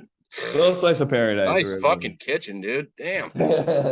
It's full of there's a bunch of cannabis trees on it. All right, we got half an hour. Let's keep talking about the mushrooms. And Yeah, then we're gonna do zoning and banking at the end, but do the mushrooms first. so mushrooms are a huge passion of mine. I really think that they're a big frontier for healing and just potential molecules that we haven't even found or even understand what these things are good for. They're just a whole host of information. And not only do they help out these plants and help out the communication network and the delivery of nutrients and all the amazing stuff they do for the soil biology, but they also contain all these amazing compounds that I feel like our culture, for the most part, is ignorant and out of touch with. Like we don't Do you have a have lot, mushrooms that pop up on your property anywhere? tons, dude. I got some Oh, right here. Like we just went out walking the other day. I got a little reishi right there. oh, I think my girlfriend found some of those in the woods and she sent a picture Yeah, that looks exactly like it. bunch of reishi. They're beautiful, and it's Oh been yeah. like they come out. And these mushrooms now I've seen in a lot of tinctures and things of that nature. That along with lion's mane, that seems to be another super popular one. Reishi, lion's mane, and chaga are really becoming like they're blowing up, and they are all they're for And good chaga reason. grows like a big black chunk on the side of a tree, right? Oh yeah, yeah, on Yeah. a birch tree specifically. But yeah, it's a really big black. It's actually a mycelium. It's It's not supposed to even. be really good for anti-inflammation. Yeah, so many different things. It's got a lot of different amazing properties, and it's got a lot of different things. It's honestly they're very similar to cannabis in a way, where they're classified as adaptogens. And what adaptogens are good for is lowering stress and inflammation on the physical and mental body. And that's why cannabis helps so many problems. Especially the mental. But people like are like, well, cannabis can't be good for fucking every like blood pressure, pain, anxiety, sleep, stress, like all this stuff. And it's like, well, it is It because it is. literally Turns lowers out your stress. It lowers the stress and inflammation. uncontrollable rage. Well, and honestly, so much of our illness and disease, this is where so much medicine is going to, is discovering that a big source of it and almost all of it is from stress and inflammation, which are both tied together. And the more you're Bad stressed, diet.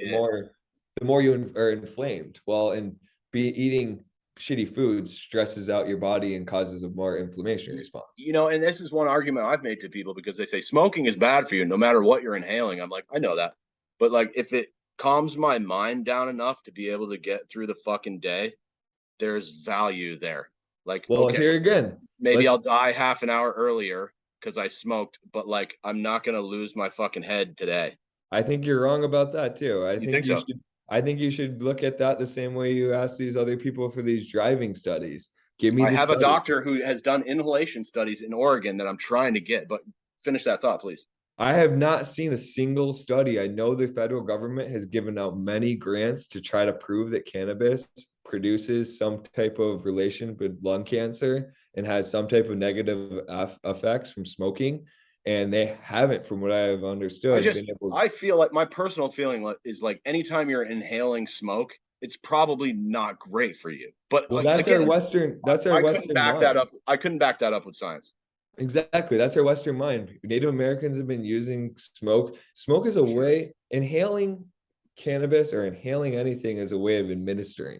You can eat it, you can inhale stuff, and you can inhale a lot of stuff. Like inhaling, obviously, I don't even know about, like, I think we've even gotten maybe a bad form of tobacco. I know a lot of people that are like into the shamanic culture, and I tobacco used to is do a couple sweat lodges with this Native American couple, and before you go in, you would have to smudge with the tobacco, and it's supposed to be tobacco is a really cleansing. sacred It's plant. supposed to cleanse you before you And I enter the think sweat if lodge. we, and I think maybe if we use tobacco in the way they used it in the Native American sense, it would be a healing plant. And we put it full of 400 chemicals and we turn it into this thing called a cigarette that has a filter and is just such a kind of a not what this plant was typically used for and how it was typically grown and We used. bastardized it sort of. Their Exactly. entire And I think we this, kind of took their entire culture and fucking shit all over it. It seems well, like. and I think the same thing is happening with cannabis, and I've just heard these studies. I haven't looked into them myself, but I've heard that even when they've tried to do these studies where they show that there's a correlation between smoking cannabis and lung cancer, that not only does it not show any correlation, but it shows a negative of, like, they actually, the people that use Hmm. cannabis have a lower rate of cancer, have Huh. lower problems, Sure. and it's like I don't know if there is any negative, because I've been smoking cannabis for a long time, and I also know that there's people who are ultra marathoners, who are high level athletes, some of the most incredible physical specimens on the planet, who smoke cannabis as their form of consumption, and it does not affect. Well, maybe it Sure. does, but Well, sure. they. And more of that needs to be done, really. Although this is another thing I've been talking. They always say like we need more science. We don't know enough about it. But like we know enough about these other drugs that people get. Like when you give Adderall to a school kid, like we know what Adderall does. We know what amphetamines do. It's not good. We know all the science. And they still give it to kids. But meanwhile, we're still arguing like you have to be 21 to buy a bag of weed because we don't know the public health implications. It's like, well, where were the public health implications when we were talking about Oxycontin? When they were cramming that down our throats, like nobody stopped to say, hey, maybe we should look at this a little closer. But it seems like when it comes to cannabis, there's just still all of this sort of reefer madness propaganda floating around.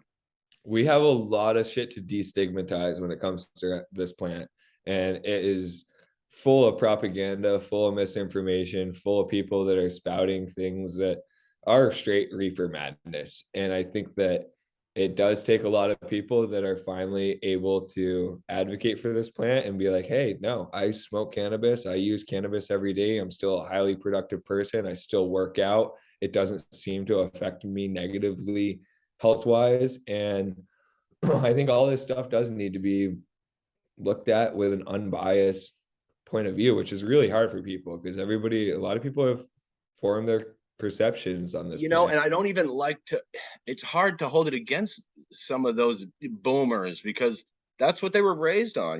That was the propaganda that was fucking crammed down their throat. And it's like, I understand it's frustrating and fucking obnoxious, but I also understand like that is what they lived their entire lives on.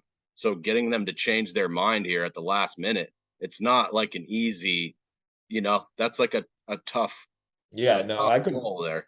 I completely get where everybody's coming at. And honestly, Dare worked on me for a while. I was convinced that Oh, you had cannabis, the DARE program too? Yeah, yeah, I yeah. was convinced that cannabis was horrible and My that, dare officer arrested my aunt and uncle for growing pot back in the 70s. They oh raided their wow. fucking house. So that was interesting. He actually told that story during dare class when I was in 5th grade and I put my hand up and I said, "I think that was my aunt and uncle." And he was like, "We don't use names here." I was like, Well, dude, you're telling the fucking story. Like Oh my maybe you guys shouldn't be in God. here telling fucking fear porn stories to fucking 10-year-olds. Like, Yeah, so no, that that's wild. sorry to interrupt, but that was wild. No, that's a crazy story, dude. That's a wild dare experience. That's crazier than my dare experience. Dare just fucking convinced me that all the drugs were bad. And then I started seeing my brother, who was a little bit older, using cannabis with his friends and like having a great time or So you whatever. fell for the dare story.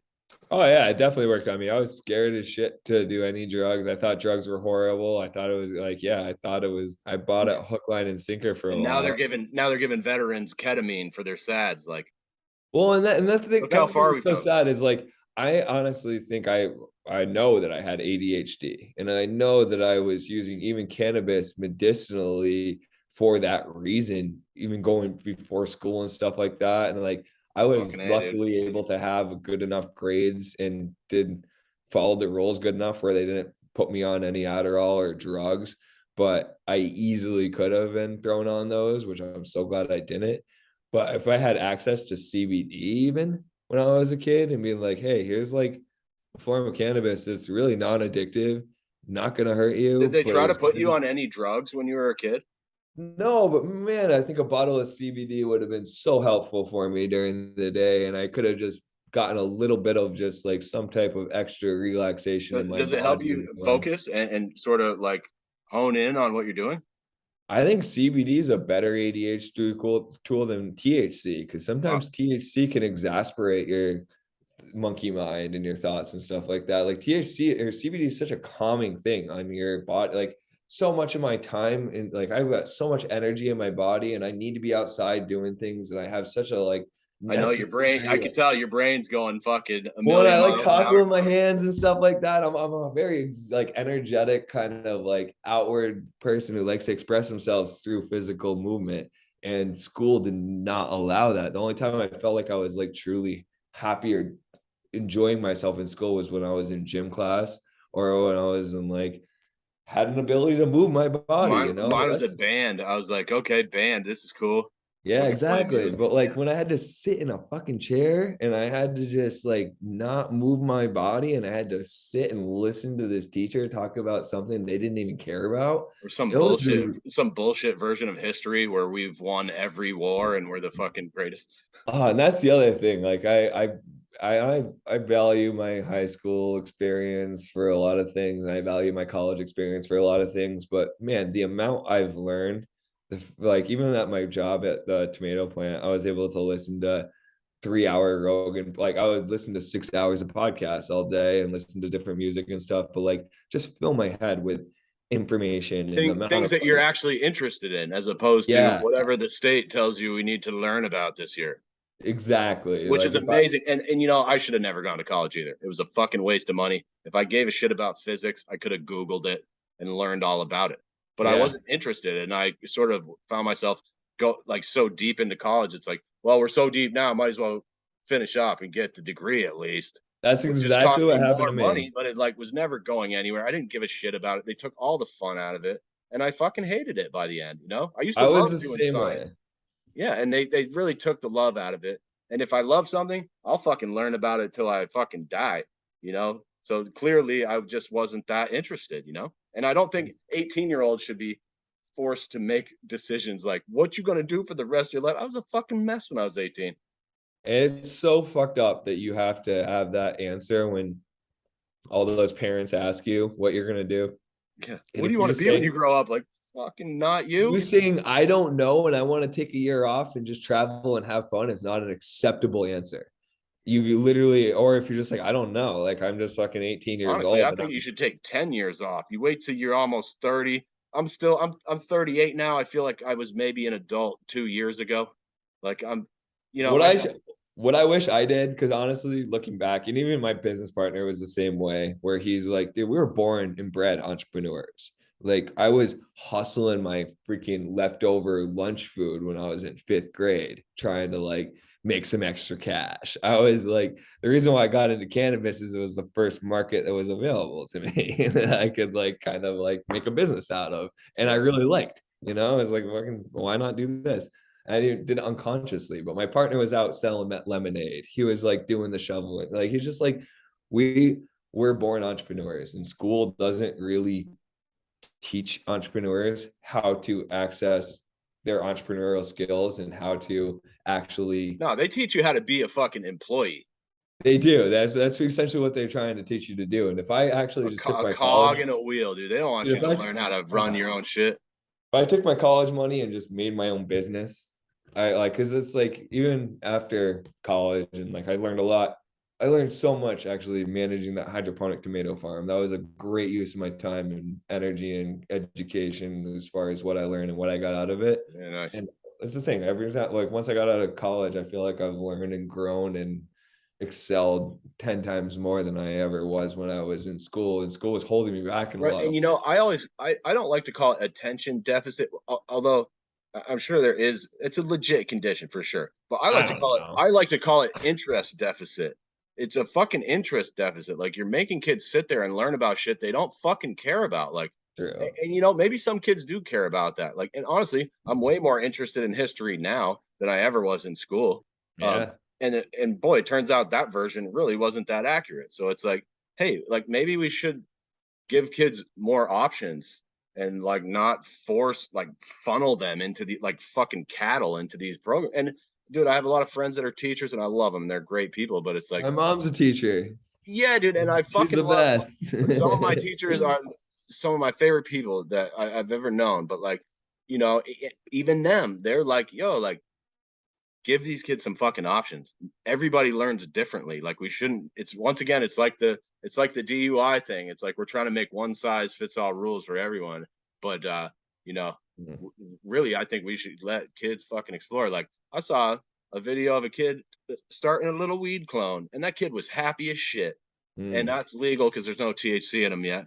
But like, yo, look how fucking happy that kid is. Like maybe he likes gardening. Do they teach gardening in fucking graded school? No, they don't. Which is like Yeah. growing your own food should be, that seems like one of the most Pretty important important. life skills, you know? Yeah, and right next to maybe learning how to balance and manage finances, Taxes, learning, learning how to do that, learning how to freaking just be cook, a, cooking, yeah, maybe. The home ec or was just tight. how to freaking control this biology, how to take control of your mind, how to freaking learn how to be calm, and how to be a good person, how to actually have control over your Right. emotions, and So how to fucking. instead of math and science and history, we're gonna go like meditation and then gardening and then cooking, Dude, like I taught, you know what was and crazy? then Like when I taxes. first, I taught a meditation class to some Oh no shit. kids, and it was amazing. What are Like, you and doing? I got so, Doing some breathing exercises and shit? yeah, like we were doing, like, I actually got to teach them Reiki. I was, dude, we won't even talk about that because it's gonna open up a can of worms. But I taught them all types of different breathing exercises. I had, How old were these kids? dude, some second grade to like fifth, like fourth grade. Like it was, they were young How was kids. it received? Amazing, dude. These kids, some of these kids would have the most wild meditation experience. They're so open at that age, and they're How did you just get so. this gig? Did the school approach you or? Dude, again, synchronicity after synchronicity. I was like slinging my stuff at the farmers market, selling my chaga tinctures and selling my mushroom tinctures and stuff way back a while ago. And I was like telling this guy at the farmers market how like the education's pretty much what we're talking about. Like, why are these kids learning this type of stuff? Like, and the guy was like, well, actually, I'm like, I'm a teacher.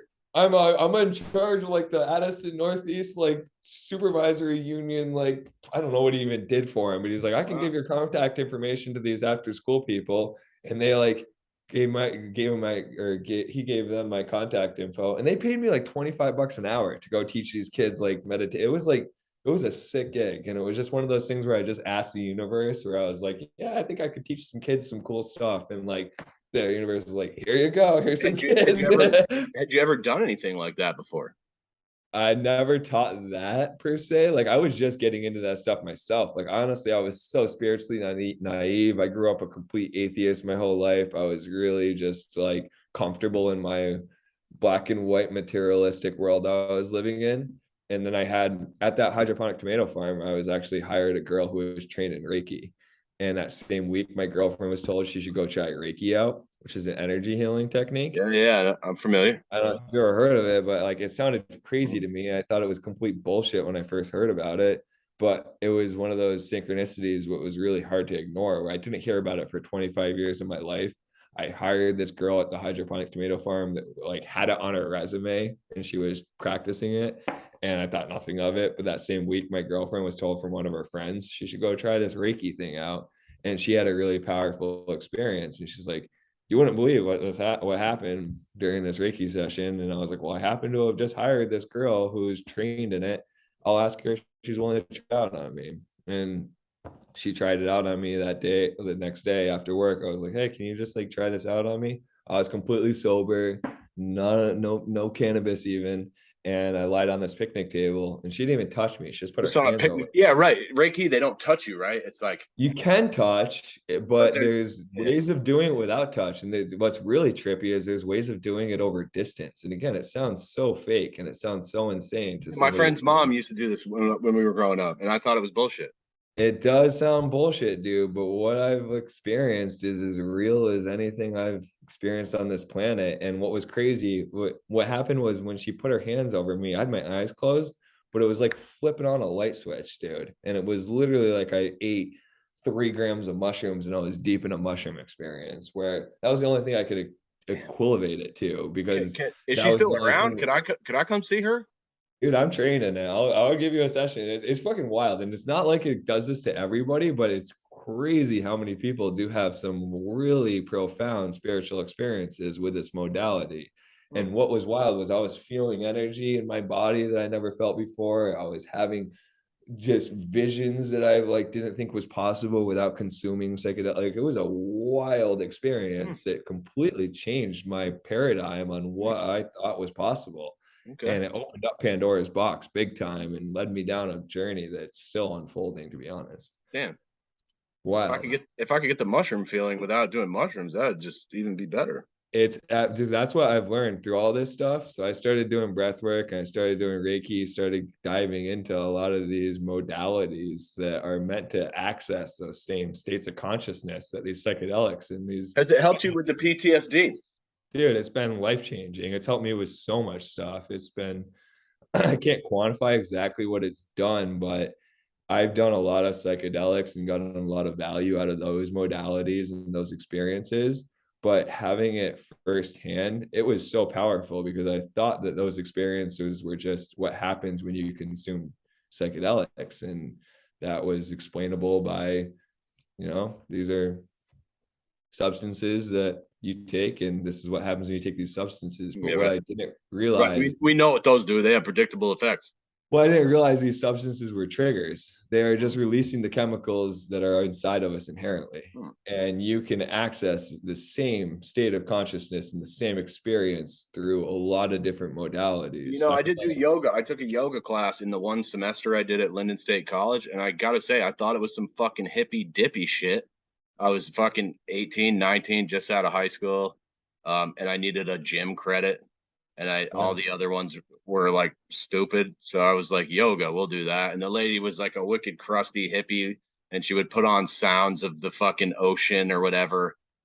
And I was just like, whatever, we're gonna give it a shot, dude. I'm telling you, like it was twice a week, and every day I would come out of there just feeling like $1,000,000, dude. Like total. And some of the times where like I just always had my eyes closed, and I was like, I'm gonna listen to the instruction. She's always like, relax, relax your jaw, let your fucking, Yeah. steady breathing in through the nose, out, all that stuff. And like I thought it was so stupid at first, but I was like, I'm gonna do it. I'm gonna fucking give it a shot here. And I'm telling you, I had a couple times in there where it was kind of like tripping. It was a little bit close to that, where I'm just like, really like, I'm just like, boy, I feel a little enlightened right now, like, and boy, like everything's loose, and I'm just like, and then I would leave. I'd feel great for the next 2 days. Like, it was It, amazing.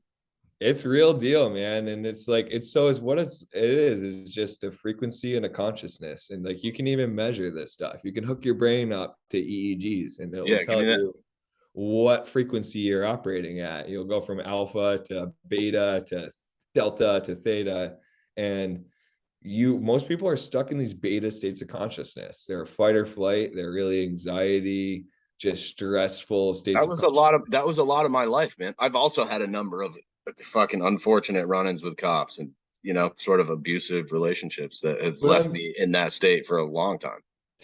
No doubt we've all had them, and I'm sure that there's been times in your life though where you've accessed those effortless moments. Like I've read this book called Stealing Fire by Stephen Kotler. It's really great, and he actually has the best acronym I've heard of for coming up with the alpha state, and it's actually called STIR, STER.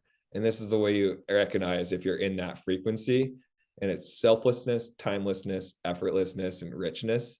And it's just, we've all experienced it when you're doing what you're here to do and you're in those flowing moments and you're just not even thinking about it, and it's just effortless in this way that is just Mm. coming out so perfectly. It's just beautiful. Like I've even got it at basketball, where it's like I feel like you can't miss, and it's just like I this. used to get that when I was playing poker, dude. I would get into these zones. Usually there was a little bit of sleep deprivation involved where your brain just turns off and you sort of just you let your training take over and you don't even think about it. You just So fucking there you go. That's when we most commonly experience it, actually. So that's like the waking, really like aware state is the beta, the fight or flight. The alpha is the flow state, the spot where it's not even associated with thought. You're just doing. It's just like this, like really like just rich state of consciousness to be in. But then you can go deeper than that. And like most of us go from beta to, it will maybe experience a little alpha, but we'll go to sleep and we'll get right into like theta and stuff, or skip right over delta.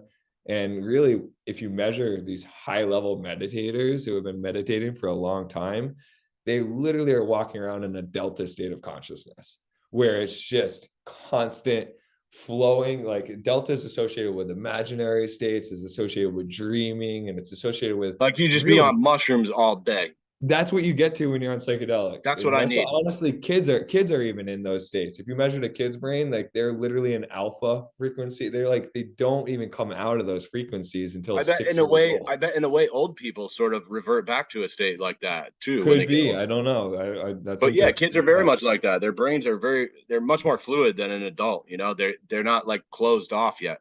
They're stuck in the receiving mode, and they're stuck Mm. in this like creative state of consciousness. They're not in that beta state. They're in this like receiving, open, flowing state where they're just doing.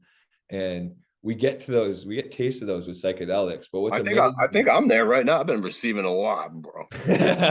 but what's amazing is like these meditators are literally walking around in a state where it's like a lot of us have to take a psychedelic to feel that Right. peacefulness and that blissfulness and that state of consciousness that they're just operating at all times. And you even mentioned like sleep deprivation. Like that was one of the ways people would get there. They would stay Yeah, up for a long time. They would starve themselves for which many is days. not healthy. By the way, don't I try this don't at think home. it's not healthy, dude. I Okay. think like it's like limit, everything in That medicine's was in just a legal dose. disclaimer. I've stayed up lots of Medicine's times. in the dose. I It think it's does. good. I can tell there is a point where it gets unhealthy, though, where I've stayed up way longer than I should. But there is a point in there where my brain is just really like that was when I won the most. I used to stay up for like 40 hours at a time playing poker just so I could get to that state of sleep deprivation where I was ready to just fucking rock and roll.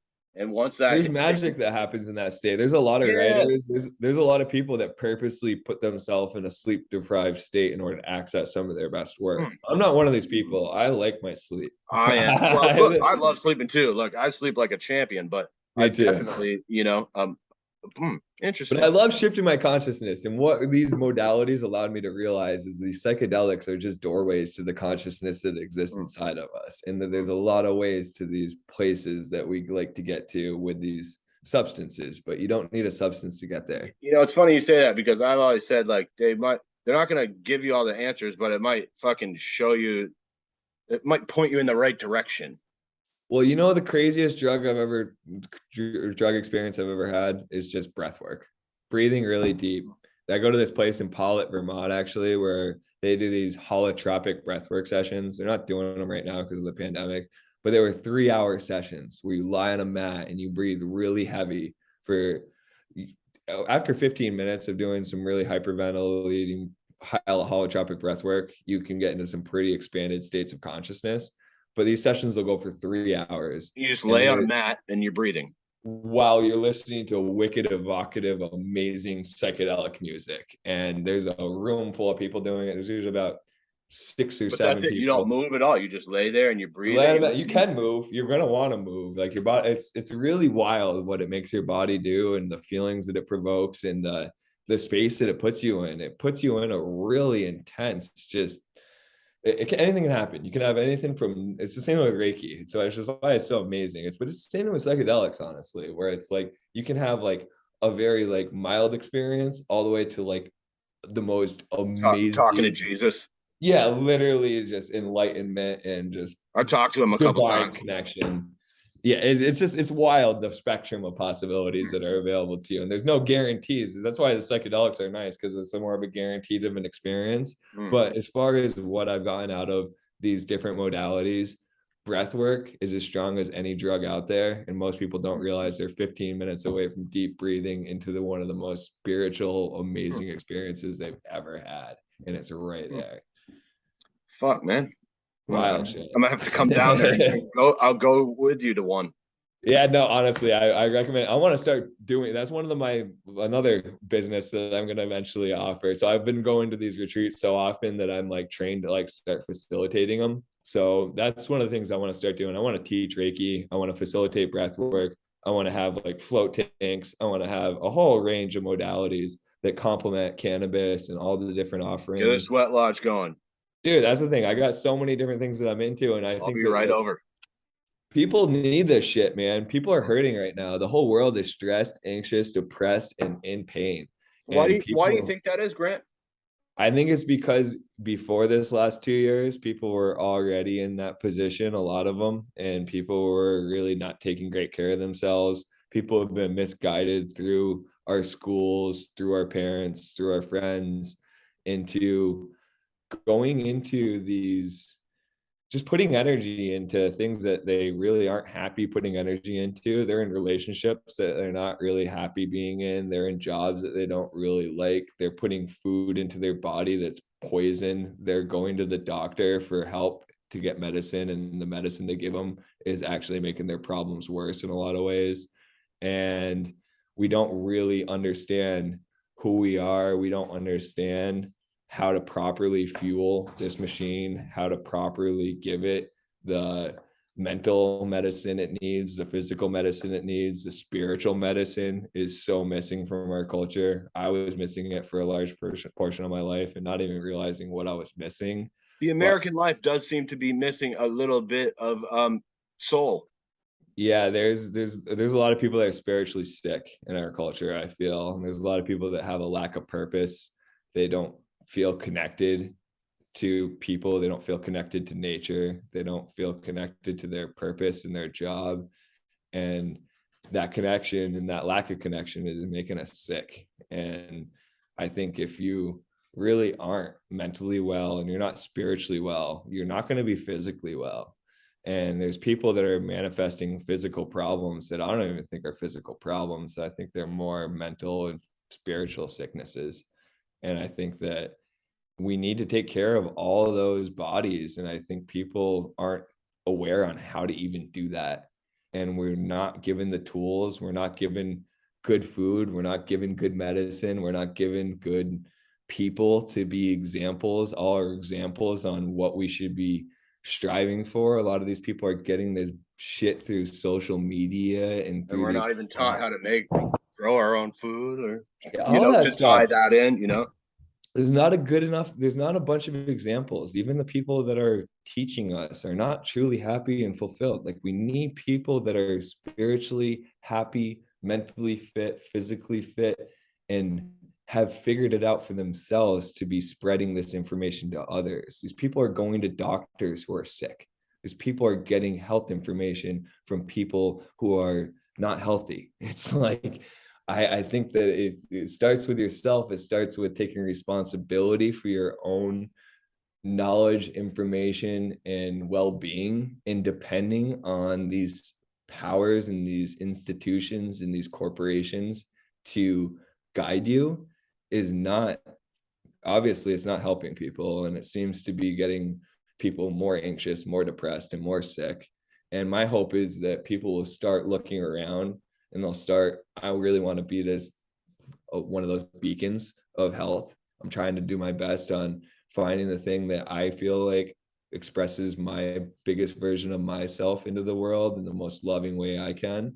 Surround myself with people I And really what? love. That's the cannabis. Yeah, well, and That's also you. like That's you spreading your love. exactly. I'm doing it through my business. I'm really loving what I do. I feel like I'm doing what I was born to do. I have a partner who I feel like supports me and I Seems love as like a much as fucking great anybody. guy. I got a house that I love as much as anybody, dogs that are surrounding me with love. Just I'm got putting married. good food. I'm growing as much food as I can, trying to get as high quality nutrients into my body, getting good sleep every night, getting good water. Like I think all this stuff is not rocket science, Dude, the but good water though. You are a little spoiled with your fucking spring up there on top of the mountain. I'm I'm a little. spoiled with everything, but When I like come once down you to see you realize guys, like I'm gonna fucking fill my jug up. I want everybody to have what I have, and I think it's available. And I think if people really realize if they knew who they were, if they knew what they were capable of, if they actually had the tools and they had the guidance, they would be able to access this themselves because it really isn't rocket science at the end So of the we're day, coming but back we're to all so education. lost. We're coming back to education a little bit. Yeah, exactly. And that's the only thing I really want to get into. We're on with my other 50 business You got ideas. five. You got 5 minutes, dude. I was gonna ask you about the banking, but I thought this was a great note to end on. I was gonna let you fucking just close that out, but Baking's boring. I want to start a YouTube yeah. No, you channel. go right ahead. We'll get to that later. No, I want to start a YouTube channel. I want to start educating people because, like you said, I'm very much a passionate person about a lot of different things. Cannabis is one of my many passions. I have a lot of.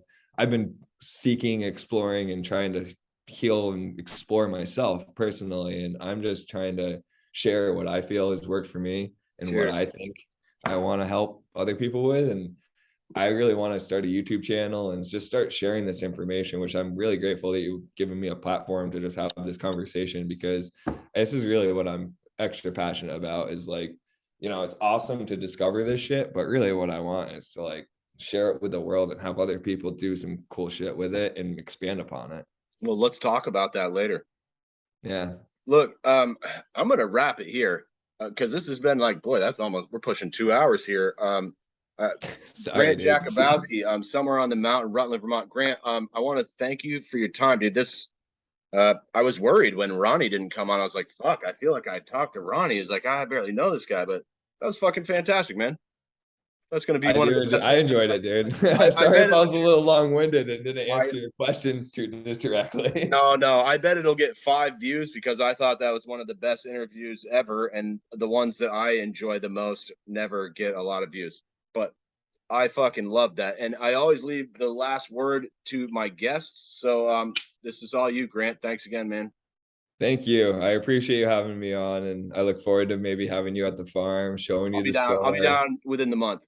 Good. I love it. Yeah, we'll give you a bunch of awesome preview of the products we're going to be offering. We're really proud of everything we're doing. We're going to be trying to put out the highest quality for the best price that we can. We're really focused on serving everybody that we possibly can, getting the best quality all the way to like the, stuff that people can lower income people can still afford. So we're trying to cater to all different demographics. We're not just trying to make it so it's an exclusive thing that nobody can afford that is not able.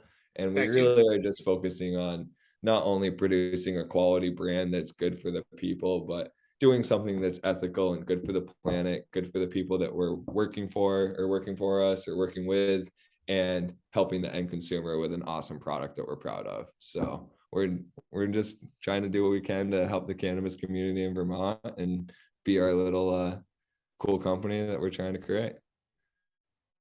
Fucking A, man. Best of Well, luck to thank you you guys. everything, Caleb. I Dude, this appreciate has you been having us on. amazing. Take Cool. care, my